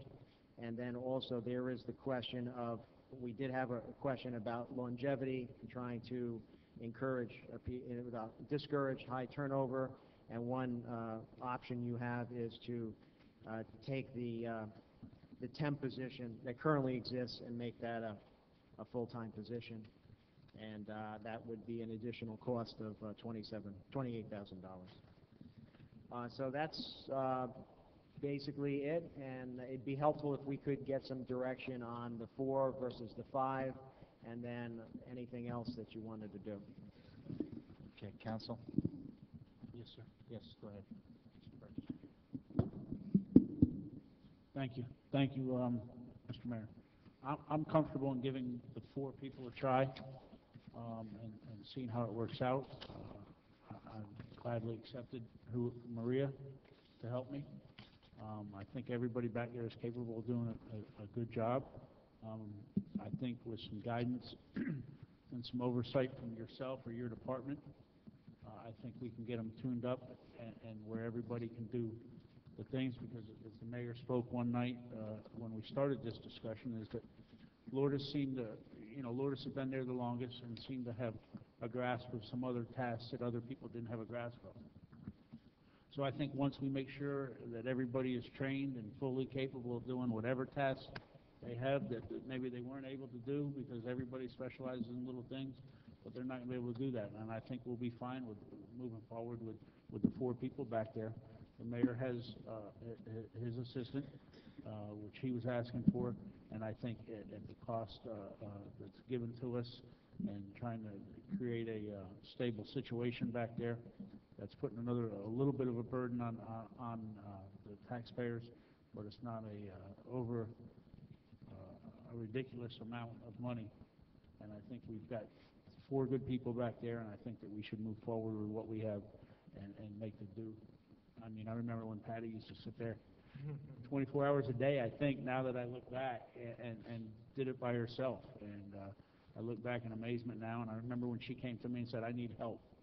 And we grew to 2, and then we've grown to 3, and now we're at 4. And I think at some point we've also got to realize that it's very expensive, and that we all need to work as a team and let the girls work for us and work with us. And so I'm very happy with what you've suggested, and look forward to moving forward. Thank you. Yes, Mr. Mulroney. Okay. Thank you, City Manager and HR Department that's worked to bring this forward. Following the sentiments of Councilman Burgess, my one question was the training. What are we going to be doing in reference to bringing everyone up to speed so that everyone, is capable, are we making sure that they're all capable of doing the job? And if they are, and getting them the training they need. For instance, if there's someone with finance and one that knows that, so another one doesn't know, when is that training going to happen? That would be my first question. Couple of things. First of all, we've been cross-training since our last meeting, and we've also looked at areas of efficiencies where we were doing things a little differently than some of the other departments were doing that was double work for them. So we've helped them in that regard. And so I think we're becoming more efficient, and we're becoming cross-trained, and we still have a little more work to do, but the goal would be for everybody to be able to do the exact same tasks, and also everybody would be responsible only for the electeds that they've been designated to.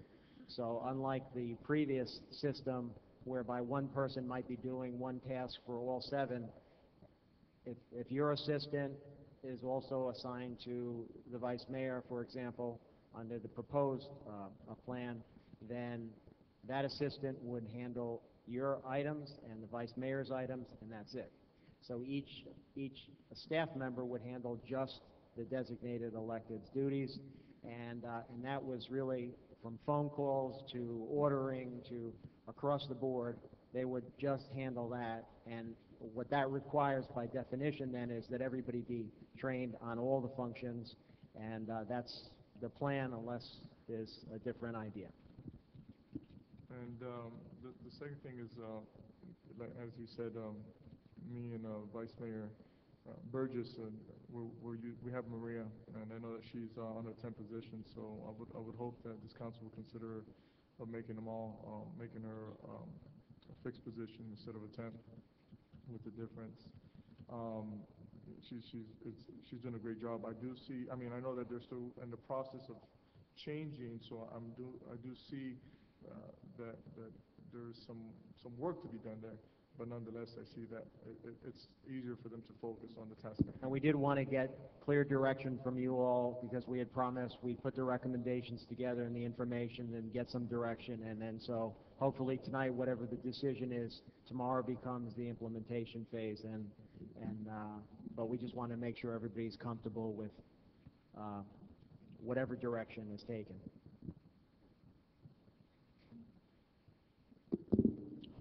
Yeah, I'll just chime in. At this point, I'm comfortable with the 4 positions. I'm not comfortable with converting the temp position at this time. I think that discussion can be held at the next budget cycle. But for now, we can just maintain the 4 positions that we have now, with 3 full-time and the 1 temp position. And then if that's the will of this council at the budget cycle, then we can have that conversation then. Excuse me. Additionally, 1, if approved by the council for the 4 ladies to work with their respective council person, I will hope that they still maintain a spirit of camaraderie as opposed to dividing and conquering and only looking out for their respective council person. I hope they don't go there, but maintain a sense of togetherness and teamwork without compromising the work of their respective electeds. And I also would like to thank you for being proactive in starting to build the capacity and skill sets for all of the ladies to ensure that they can effectively execute the jobs that they've been responsible for. And I have nothing further. Councilman Shelley. Well, you look like you wanted the mic. Yeah, I'll be happy to. Yeah, I agree with my colleagues in that I think that we tried the floor. Let's see how that works. I think that's the best option versus adding additional staff at this time. You know, I'm a little torn still. I haven't really quite made my decision as far as the full-time versus part-time. For purposes of fairness to all of us, to make sure that we all are dealing with equal staff, you know, I think full-time would make sense. I'm not thrilled about the cost factor of it, but also I realize that if the two council people that are dealing with a part-time staff member, that part-time temp staff member may be more likely to higher turnover rates than, say, a permanent staff member would be, and so that would be my reason for possibly going and agreeing to the additional expense to make that part-time full-time. But I'm not completely decided on that issue yet, but at the floor I am. Yes, Ms. Wallman. Actually, speaking to you, Ms. Beer-McCormick, I was so happy the other day. I called and Heather was out doing something at finance or something, I don't know, but Marisol answered her line and couldn't be more helpful. You know, is there anything I can help you with? And I said, no, fine. But I mean, she couldn't have been more helpful. So I think that they haven't lost that, you know. In regards to turning the temp position into a full-time position, I think Maria has proven herself. Maria stepped up to the plate, and she helped me so much when I was without any help at all. And I just think I don't think we're going to go backwards. I think we definitely have all proven that we all need at least one person per two council. So in that respect, I would hate to see Maria not be brought up to the same level as the other two ladies. And you know, maybe it's personal with me because I've seen what she's able to do and her sweet spirit, and that she's always willing to learn. Heather's in a learning process as well. She knew the police department like the back of her hand, but she's learning. You know, everybody is always in a learning, I think, has a learning curve. So, with that being said, I would like to see the temp position made permanent for fairness all around and to continue that harmony and camaraderie. And I think it's important that our vice mayor and our council person know that they have a full-time position, a full-time person working for them rather than a temp person. So, thank you. And thank you, Mr. Manager, for doing a good job. Mr. Williams. No comment. Okay. Sure, please. Just a point of clarification is Maria is full-time back there. She threw a temporary service, so it's not a part-time employee. Just in case somebody's confused out there, as we got a part-time employee. She is full-time. She comes through a temp service at a reduced rate to us. Just this is one thought that I have that I think we should all consider. I think as they get their job, get in line and they're doing stuff, I think we're going to see not a dramatic decrease in overtime, but I think we'll see some overtime come down. And there is not a lot of overtime, but there is some. So I think that as they become more efficient and more productive during the day because they know what their tasks are and who they have their tasks to answer for, I think that the overtime rate that they do earn or are capable of getting will decrease as things go on. So I think that you know, there's a net number in there in the middle somewhere, I think, from the number that was given to add a full-time position to where it would end up. I don't think it would be you know, that full number, because I think in my eyes and my heart that they with becoming more efficient and being more focused on their tasks, that they will be more effective back there and a lot more efficient. So just something to think about. Mr. Mayor, if I can just clarify just a little bit. Nothing against Maria. She is phenomenal. She's a warm and gentle spirit, and I think she's an asset to the department. But if we move in that direction, that will require a budget amendment. Am I correct? And I'm not comfortable with a budget amendment at this point. If we come back to the table, by all means, I'll be her cheerleader. But right now, just not comfortable with the budget amendment. But it's no disrespect to her. She's wonderful, and she'll be a great asset to the city. Okay. Should we, everyone, okay. Mayor? Yes. So, one question I have is, does she's full-time, she's working full-time just like all the other employees there. And she is staying after hours and working overtime. So we are paying her overtime for her being there after hours? Can someone answer that question for us? Yeah, through the temp agency, she just gets a reduced rate, but she does get a paid overtime. But again, it's at a reduced rate, not the same thing as the other ladies that are there that are full-time employees of the city. And is this across the board with every other staff member that's working overtime? They're just at Saturday, right, or are they getting overtime? All the staff members that work over 40 hours do get paid overtime at a premium rate. Can I help? I'll make a motion. Can I help? I think it's only fair. I totally agree with Mrs. Wallman. You cannot ask someone to do the exact same job in the exact same atmosphere right next to the next person that you just hired. We just hired Heather, who's making double what the temp's making. Double an hour. Because if you look at what the temp agency gets, I know we're paying 20, but she's getting whatever, 10, 11, 12, whatever it is. What kind of message are we sending? So cut the temp agency out of it, so you're going to pick up 10 right there, and come up with the balance of the money, because it's just not fair. You cannot match everybody up there. It's not fair.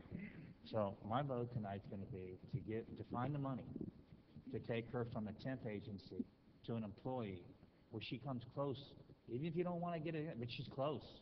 So she has the incentive to keep pushing forward and do the job that both these gentlemen say that she's done. And somebody she doesn't work for who's saying she's done. She's never really done anything for me one-on-one, but she's always very pleasant, and it's not even about her and how pleasant she is. It's just not fair.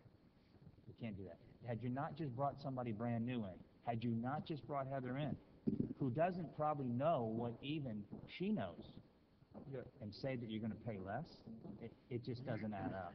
It's like you're saying, you're the stepchild, go sit down over there, and we'll get to you when we get to you. So that's my feeling on it, and I'm gonna vote in favor of her getting paid the same amount or close. You don't want to pay exact. And I always thought there should have been kind of a little pecking order here, but then it mixes everybody up. But now that we are cross-trained, and now that everybody's going to carry an equal load, I think it's beautiful. But Mayor? Yes, sir. I move that we extend the meeting to 9:45. Okay, motion to extend the meeting to 9:45. Okay, got a motion and a second. All in favor? Aye. Okay, thank you, sir. Can I make a motion? Please. I'd like to make a motion that we move forward with the 4 full-time positions, and based on that, making Maria from a temp to a full-time employee, and accepting the manager's recommendations for council assignments. And I think it's it. Second motion, as stated. Okay, we got a motion and a second. Discussion? Yes, sir. Yeah, just a little quick clarifying question. The additional monies for the full-time, from temp going to full-time, a lot of that's benefits, correct, as far as health insurance and things? It's not, because my understanding is that the hourly pay that we're paying is not much different between our full-time employees and the temp, because of what we're paying the temporary. Correct. The additional cost comes in with the benefits, because the rates, there's not that much difference with the rates, but it's the additional benefits that the individual will be getting as full-time. Makes the difference. Okay. All right, that's it. Thank you. Any further discussion? Also, for charter purposes, the assignment of staffs is city managers, so I appreciate the endorsement, but also we're not assigning staff per se. That's what I'm planning to do as long as you're comfortable, and the other pieces are helpful for us. the piece that we'll bring back to you is the budget amendment, but we're going to move forward anyway, as long as you're all comfortable with that, and knowing that it's four people is helpful. So if you wouldn't mind weighing on those items and letting us know so that we can move forward. For discussion on. Mayor? Yes. Yeah, but you put their names down. You should have put temporary or temp. You put their name in the record. Well, what I did was I said that assuming that you're going to stick with 4 positions, then my recommendation would be, these would be the people that I would assign to the council members so that everybody has an idea of which direction we go. We just can't have the elected body voting on. But you put the name in the record. You put it in here. You should just put temp. You should have put temp instead of their name. But you gave the impression that we were able to do that. Well, I wanted Well, to here's make my sure- here's my issue. I'm just really messing with you. What if, Mr. Manager, you arrived at these personalities to work with us? How? I went to each council member and then I asked basically who they wanted to work with, and I tried to accommodate everybody as best as I could, recognizing that, you know, there's 7 of you and there's 4 people, and so this was, you know, the best I could come up with under the feedback that I got, and I think time will tell whether it's the right designations or not. One thing I want to make sure everybody understands is that, because we've had this discussion before, is my intent, because you are the oversight body, my intent is not to, even though these employees are within my chain of command, my intent is not to micromanage them, because I don't think me getting involved with your day-to-day business is appropriate. On the other hand, if you're not comfortable with the service, we certainly will intervene and act accordingly. So it's important to get the feedback. And on the other hand, we don't want to be sitting with them daily and asking, what letters are you writing and who are you calling, what are you doing, because we feel it invades on your oversight responsibilities. So if we at any time feel that the person that we are assigned to, based on what you have assigned to us in your preview because of the charter, what if we can't work with that person? I would appreciate that feedback, and then from there we'll try to act accordingly, depending on what the complaints are, and to see if there's a way to remediate the problem without a reassignment. And so it's going to be important for us to know, if you're not comfortable, what is it, you know, that's happening that we can address, like any employee issue that we might have. Okay. But it is important to get the feedback, because we're really not going to know on a daily basis if you're having issues, and we welcome the feedback.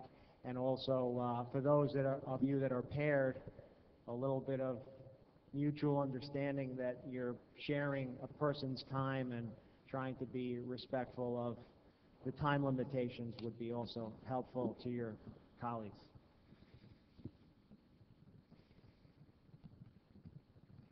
Any final discussions?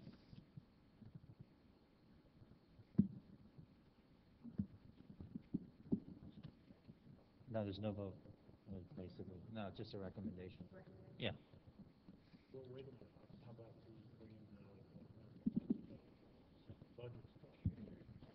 How about bringing the amended budget forward? Good question. So my understanding, based on the feedback that we got, is that at least a majority of you are in favor of keeping 4 positions, making the 4th position a full-time permanent employee, and that the assignments that I've recommended there's a comfort level with, and that we'll begin tomorrow making the transition, and also we'll bring back a budget amendment just to move some money over, but we're not going to hold off until the budget amendment. Will start as of tomorrow morning with that, as long as you're all comfortable. So you're saying you don't need a vote? I don't. The only thing I need is the budget amendment, which we'll bring back to you. But we have 4 people there anyway, and so the issue of that person getting elevated to the full-time position is going to be dependent on the money. But in terms of the assignments and the cross-training, we don't really need any action. Through the mayor, I'm just asking for clarification. Who's the majority? My understanding was on the full-time position, Councilman Maldonado, Councilwoman Wallman, the vice mayor, the mayor, and I think Councilman Shelley, but I'm not 100%. You're counting votes, George? You're counting votes? I think you need a vote on that to make sure. Okay. Make sure the majority. We want you to stay in the charters of, we want you to stay in the parameters of the charter. Right, the decision here is up to the manager. Yeah. I think that he's getting acquiescence is the word that I like, and that he sees sort of what majority wants, and that's what he's going to do. Okay, so we make a motion to amend for the amendment? No, I think Wait, it's you bring it back. You got direction. Okay. Everybody? Oh, ouch. Just kidding. Okay, Mr. Williams, further questions? I definitely don't want to. No, I don't have any other questions. I just believe that when we say majority, I think you need a voice to say who's majority. I don't agree with what you just said, Mr. Attorney. What I'm saying is that the council doesn't have the ability to direct the manager, to tell the manager who to assign for his staff. That's not what I said. Okay, what was the? He said based on what he has gathered from the majority of council up here to move forward with what these recommendations are, that he had the majority. And my colleague raised the issue of who's the majority. Right. And so how can you tell that if you don't do a vote?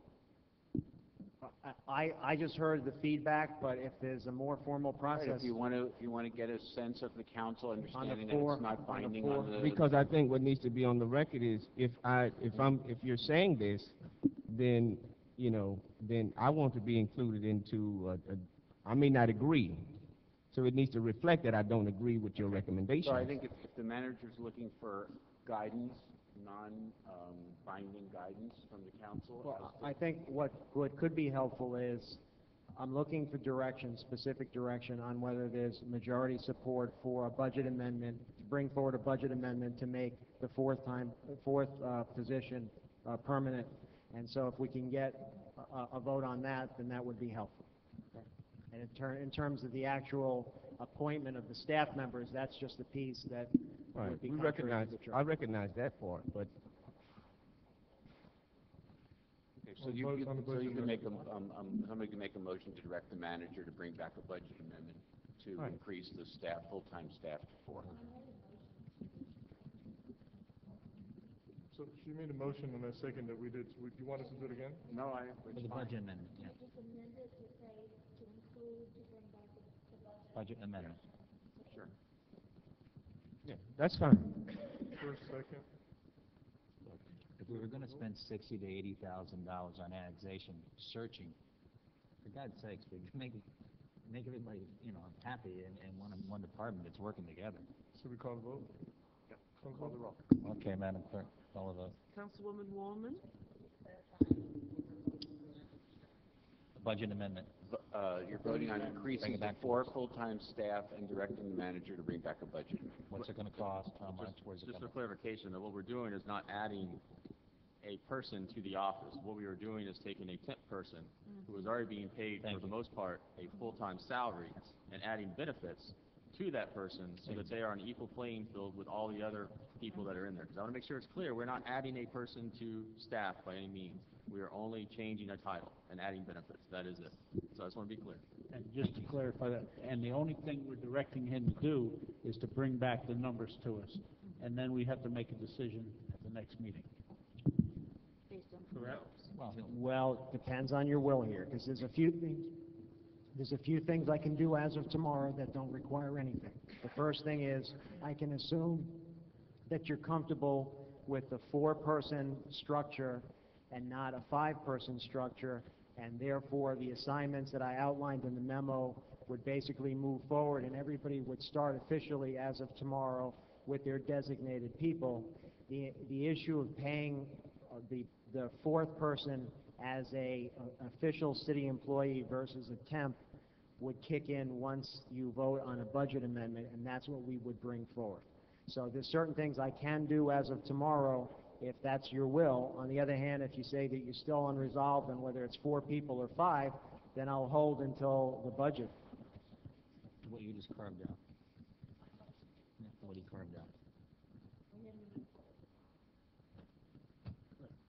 On everything and moving the budget amendment to the next meeting so that you can pay the 4th person as a full-time city employee versus a temp.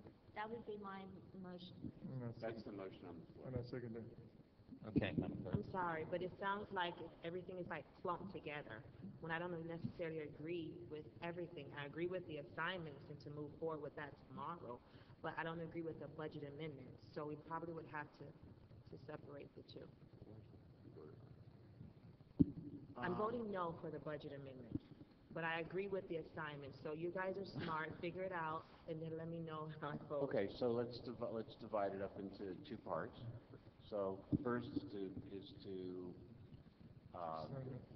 express your desire, understand that it's not binding on the manager, but Richard, if I can interrupt, I think the 2 pieces that require council direction and the third one is not permissible. The first piece is 4 positions versus 5. And then the second one is the 4th position being a full-time city employee versus a temp. So if we could bifurcate it that way, I think we'll be okay. so that's where I was going. So that's the first. Well, I think what the councilwoman has asked is that this be bifurcated so she can vote on things separately. So the first one is the 4th position, is having 4 positions as opposed to 5.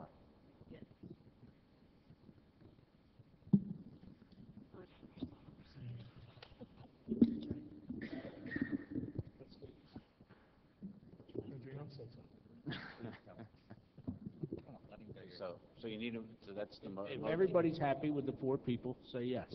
Yes. Yes. Okay. So that takes care of that. We're gonna take care, Yeah, but we're we gonna don't do know it with who's 4 people. Wait. That's not how we vote. Let's not do that. That is out of order. That's not how. Richard, you're the city attorney. It's Let's keep this. 9:45. We gotta do an extension You here. guys are difficult to control tonight.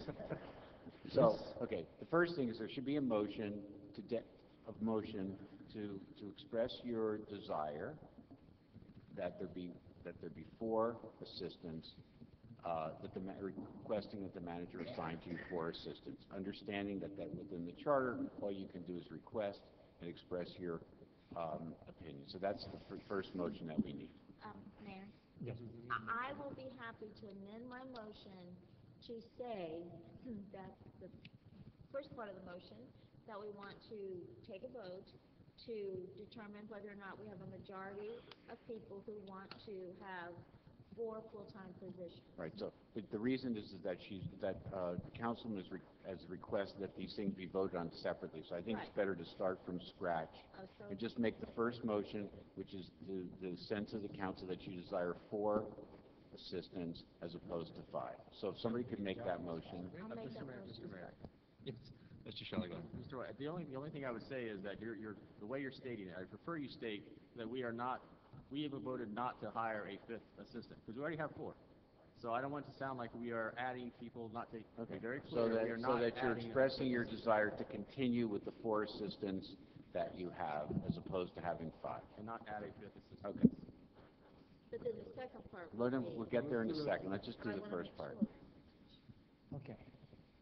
So we need a second on Councilwoman Logan. Second. Okay. I made it. Let's vote on that part. Okay, motion and a second, Madam Clerk. Councilwoman Wallman, Yes. Vice Mayor Burgess, Yes.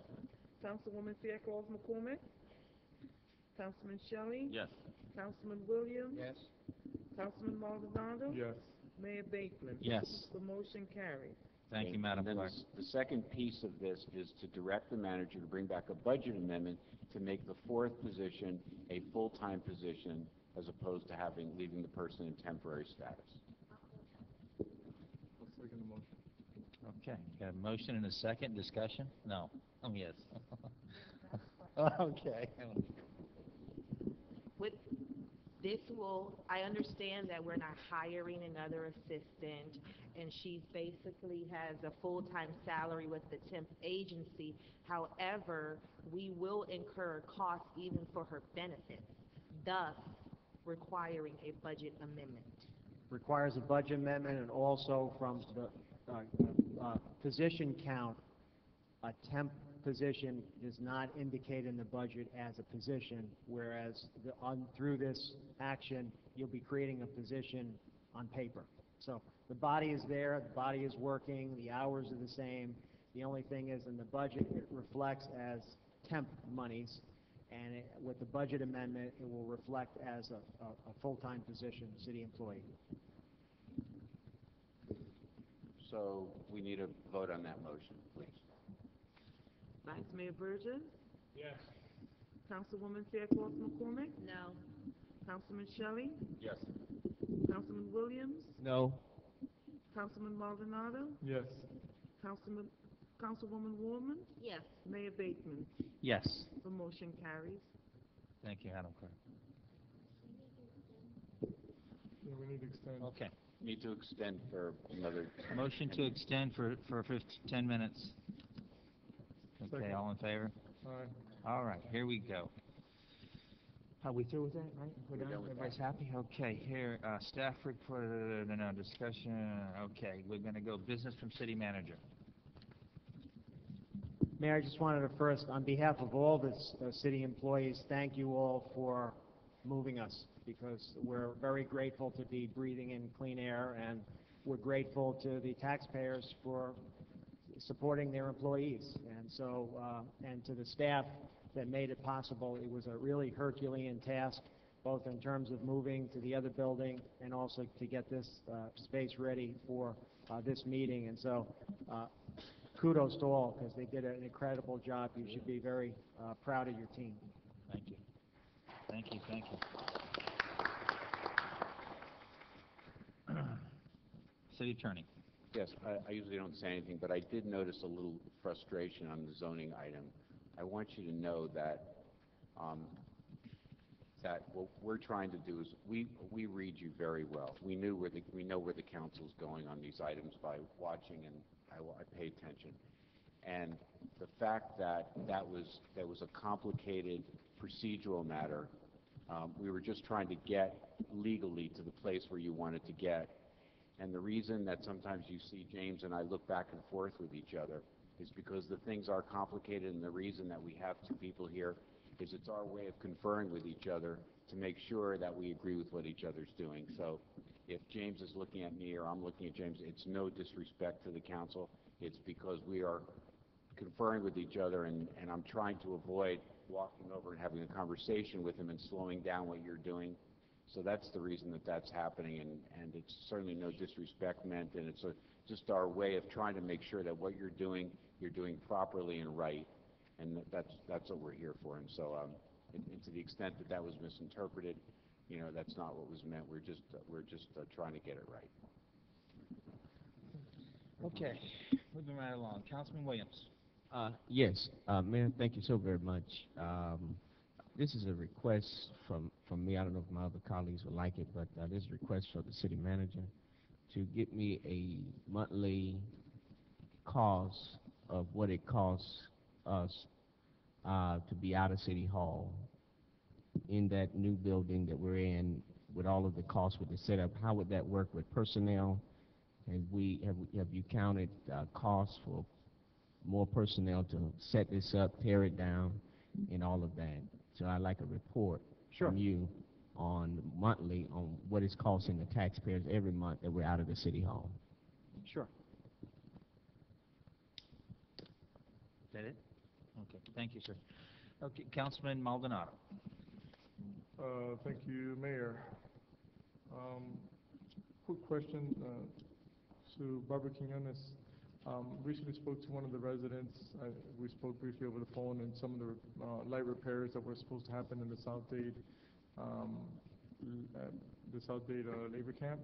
I just wanted to get an update and see, you know, what's our progress on that.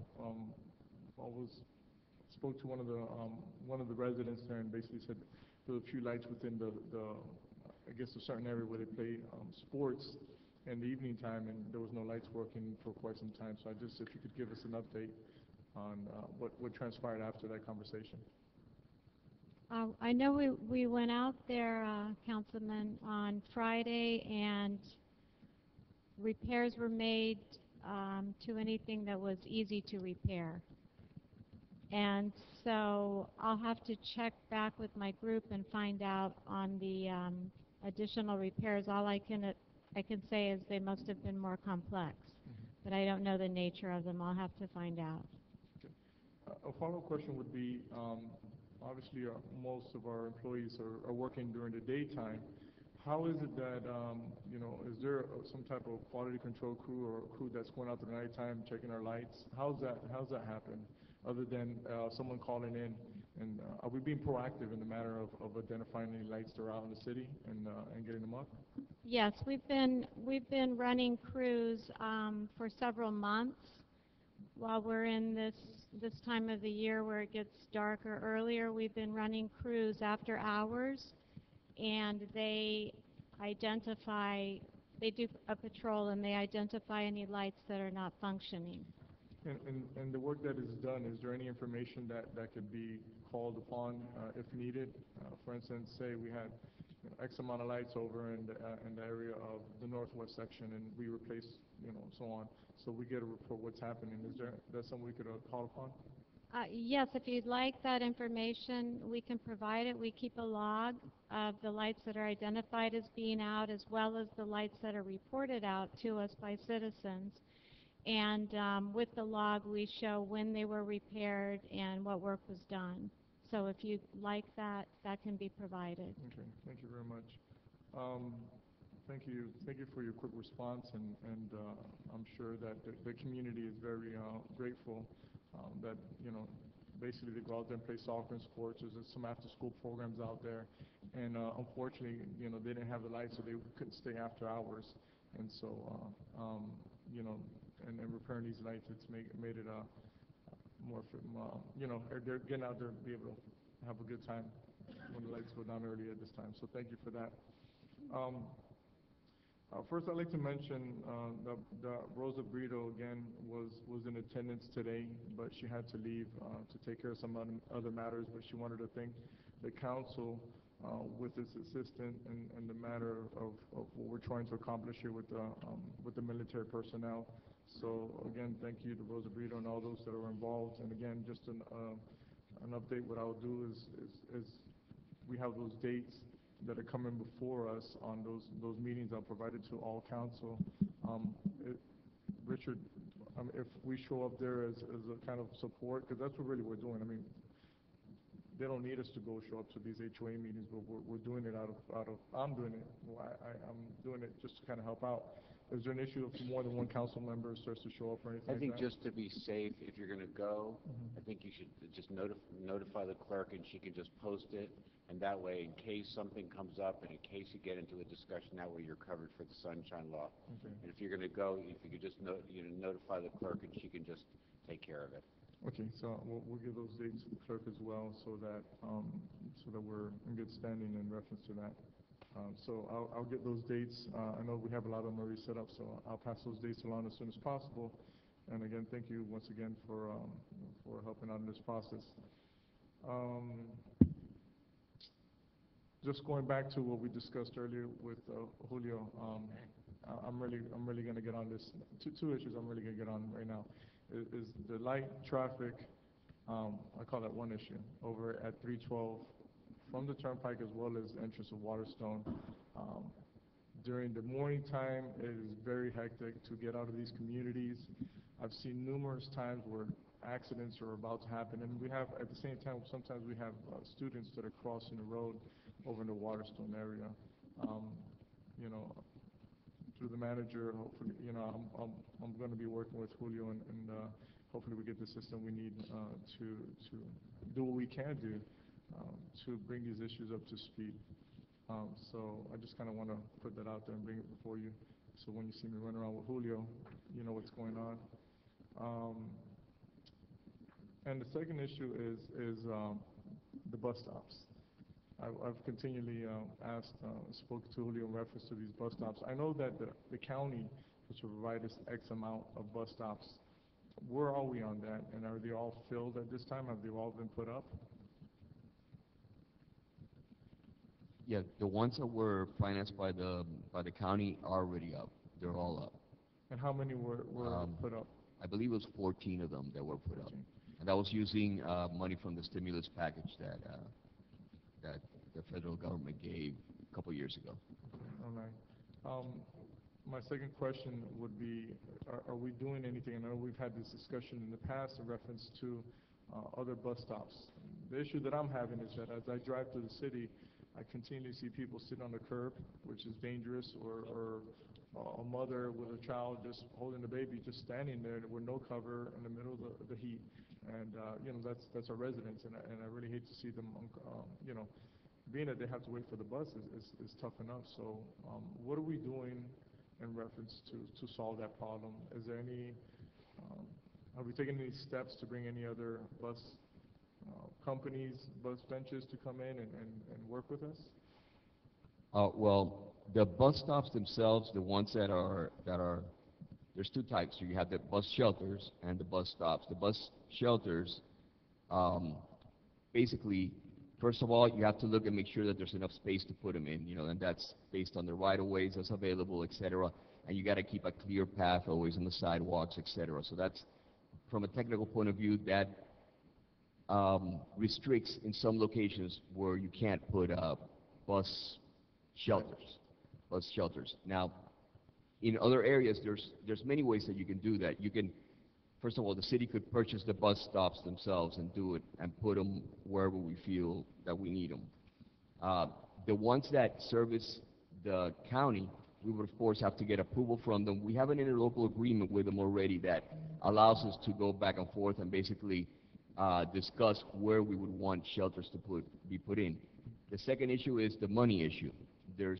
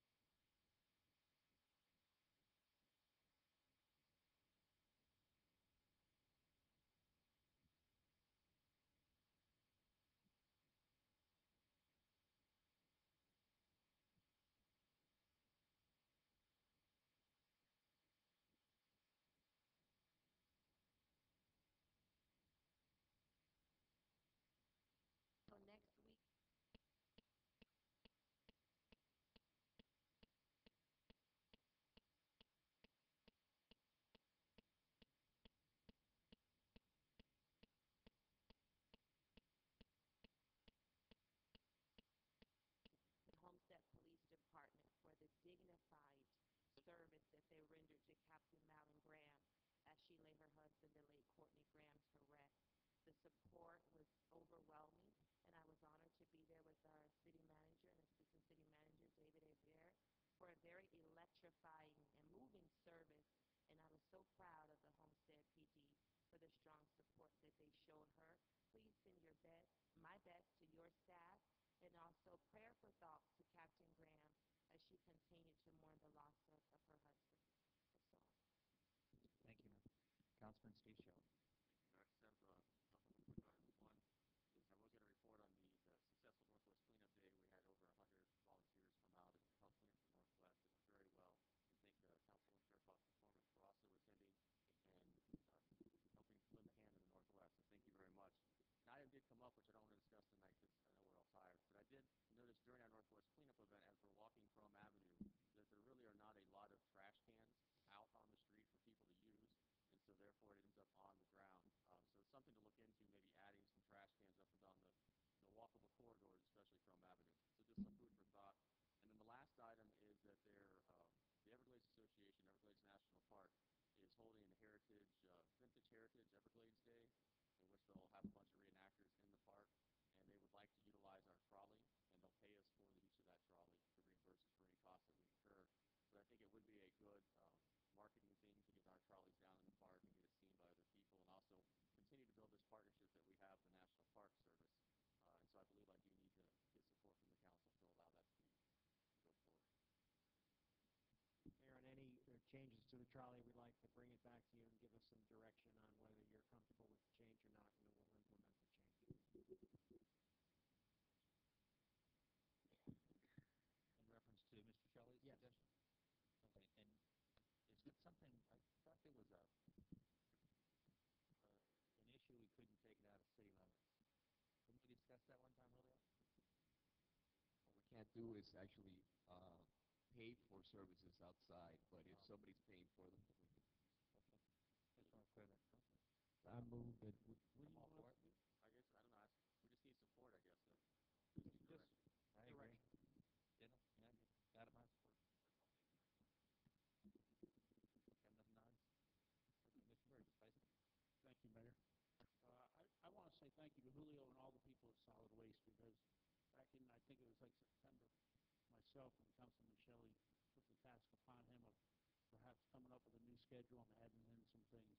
And I've had nothing but positive feedback from everybody wherever I go about how smoothly it went and how easy it is for them to figure out their schedule and how happy they are to be able to have the recycle out there every week and the solid waste every couple of days, the way it falls for them and stuff.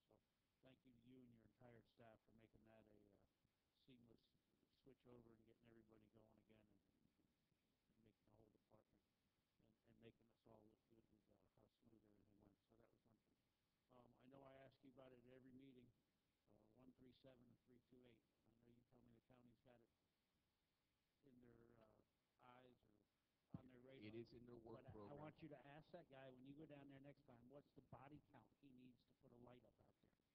Because the wrecks that happen out there are vicious, and people get hurt, seriously hurt out there. And we've had fatalities and people that have been maimed, and there's no need. If they've got it on their radar, tell them to come put the damn thing up. And while we're there, we need to start looking, and this was one of the things that I talked about at the, when we built that Everglades Academy, was we needed to stay ahead of the curve on lights and roads. And that light over there needs to be put in place now, because in the mornings when you come down 152 and look at the traffic, there's 25, 30, 35 cars that are backed up on Mallory trying to make a left-hand turn to come out of there. And I begged and pleaded that we stay ahead of the curve on this project, and we're not doing it. So we need to look at that. And I think if we get a light there, that will also help us stagger the 152 and 312 problem, where you sit through 3 or 4 lights in the morning. And I think the county needs to come down and do a recount and time that whole intersection over. Along with us pushing with the Turnpike Authority to make 2 turn lanes there, which we spoke about with them. And they've never gotten back to us, because I had the number one constituent yell at me this morning as she sat in traffic there for 10 minutes trying to make a left-hand turn, my wife. and, and it just so happens everybody else is on there. And I know the county's not easy to deal with, but we've got to start pushing them and pushing them and pushing them. They're in control of it, but we've got to somehow get control of it. And David, Dennis, and the entire staff, thank you for a flawless move. I haven't had one complaint from people that have gone downstairs to the building department to upstairs. So thank you to all you guys, and I'll leave it at that, Mayor. Thank you. And just to piggyback real quick on the Vice Mayor, do you have that intersection? Has that study been done, Julio, that he's referring to now? Uh, uh, 137th Avenue and 328th. Okay, but has that been put into action? That is in there. Yes, it is. Okay. I believe it's already designed, so they're just Tomorrow, waiting. I have this big 1-hour sit down with the county mayor, so that might be my fourth item I take down there and just say, can you see where we're at with this, you know? So I would implore to him that we need help on a lot more than just that. No, I will. Listen, I got 3 or 4 serious items for Homestead that I'm going to discuss tomorrow with him, and it's taken me a month to get this meeting to sit down with him, physically sit down with him and go over some of the issues that the county it needs to step up and take care of here. So I'm going to start with him at the top and leave them. They're in writing. I have them all. So if you have a study, a copy of that, I'll take it with me. You know, and just say, here's another issue. Well, actually, it's in there. They're the ones that are doing the project. But did you have anything that you sent down, a letter or anything when you first started? I know there's been a lot of conversation Tomorrow back and I'm forth, picking but the other letter up from you. correct, yes. Okay. And but it's in their system, and we have proof that it's in their system. Okay, I'll just go by address with it and leave it with them. But that's good. It's good to know. Also, how are we coming with the 4-laning process here on the Maury East? It looks like it's kind of died. You're talking the one in front of the school? Yeah. Well, actually, they are working. They're still working out there. The thing is, they ran into some muck material that they needed to take out. So they're doing that. That's why you see when you go there, there's almost like a lake in terms of what they're taking out of there. And they're filling it up, and you gotta do it in layers. Otherwise, afterwards, the road is not gonna be smooth. But they're still within their schedule, and they're still there. And the other thing that they're working on is that pump station that will take care of the drainage of the farmland. And the structure of that is complete, and they needed to complete that before they finish that portion of the road. And the one thing left on that is just basically the pumps that are going to go into that structure that will basically pump the water out of that farm field into the drainage. It'll eventually end up at the South Florida Water Management District now. Excellent. Thank you. Governor Rick Scott is coming to Homestead on March 14th. Right now, the time tentatively is set for 11 to 1 o'clock downtown Homestead, the Losner Park area. So, with that said, I'll get with you, Mr. Manager. I tried last week, but we'll reset it again for this week. I have a meeting with his people tomorrow afternoon. So when that happens, I'll sit down with you and I'll tell you exactly what they're saying. But he's going to be here for about 2 hours. It's good time for us all to turn out our neighbors and our friends and ask the tough questions that we all have. Congratulations on this centennial celebration. It was excellent. Job well done.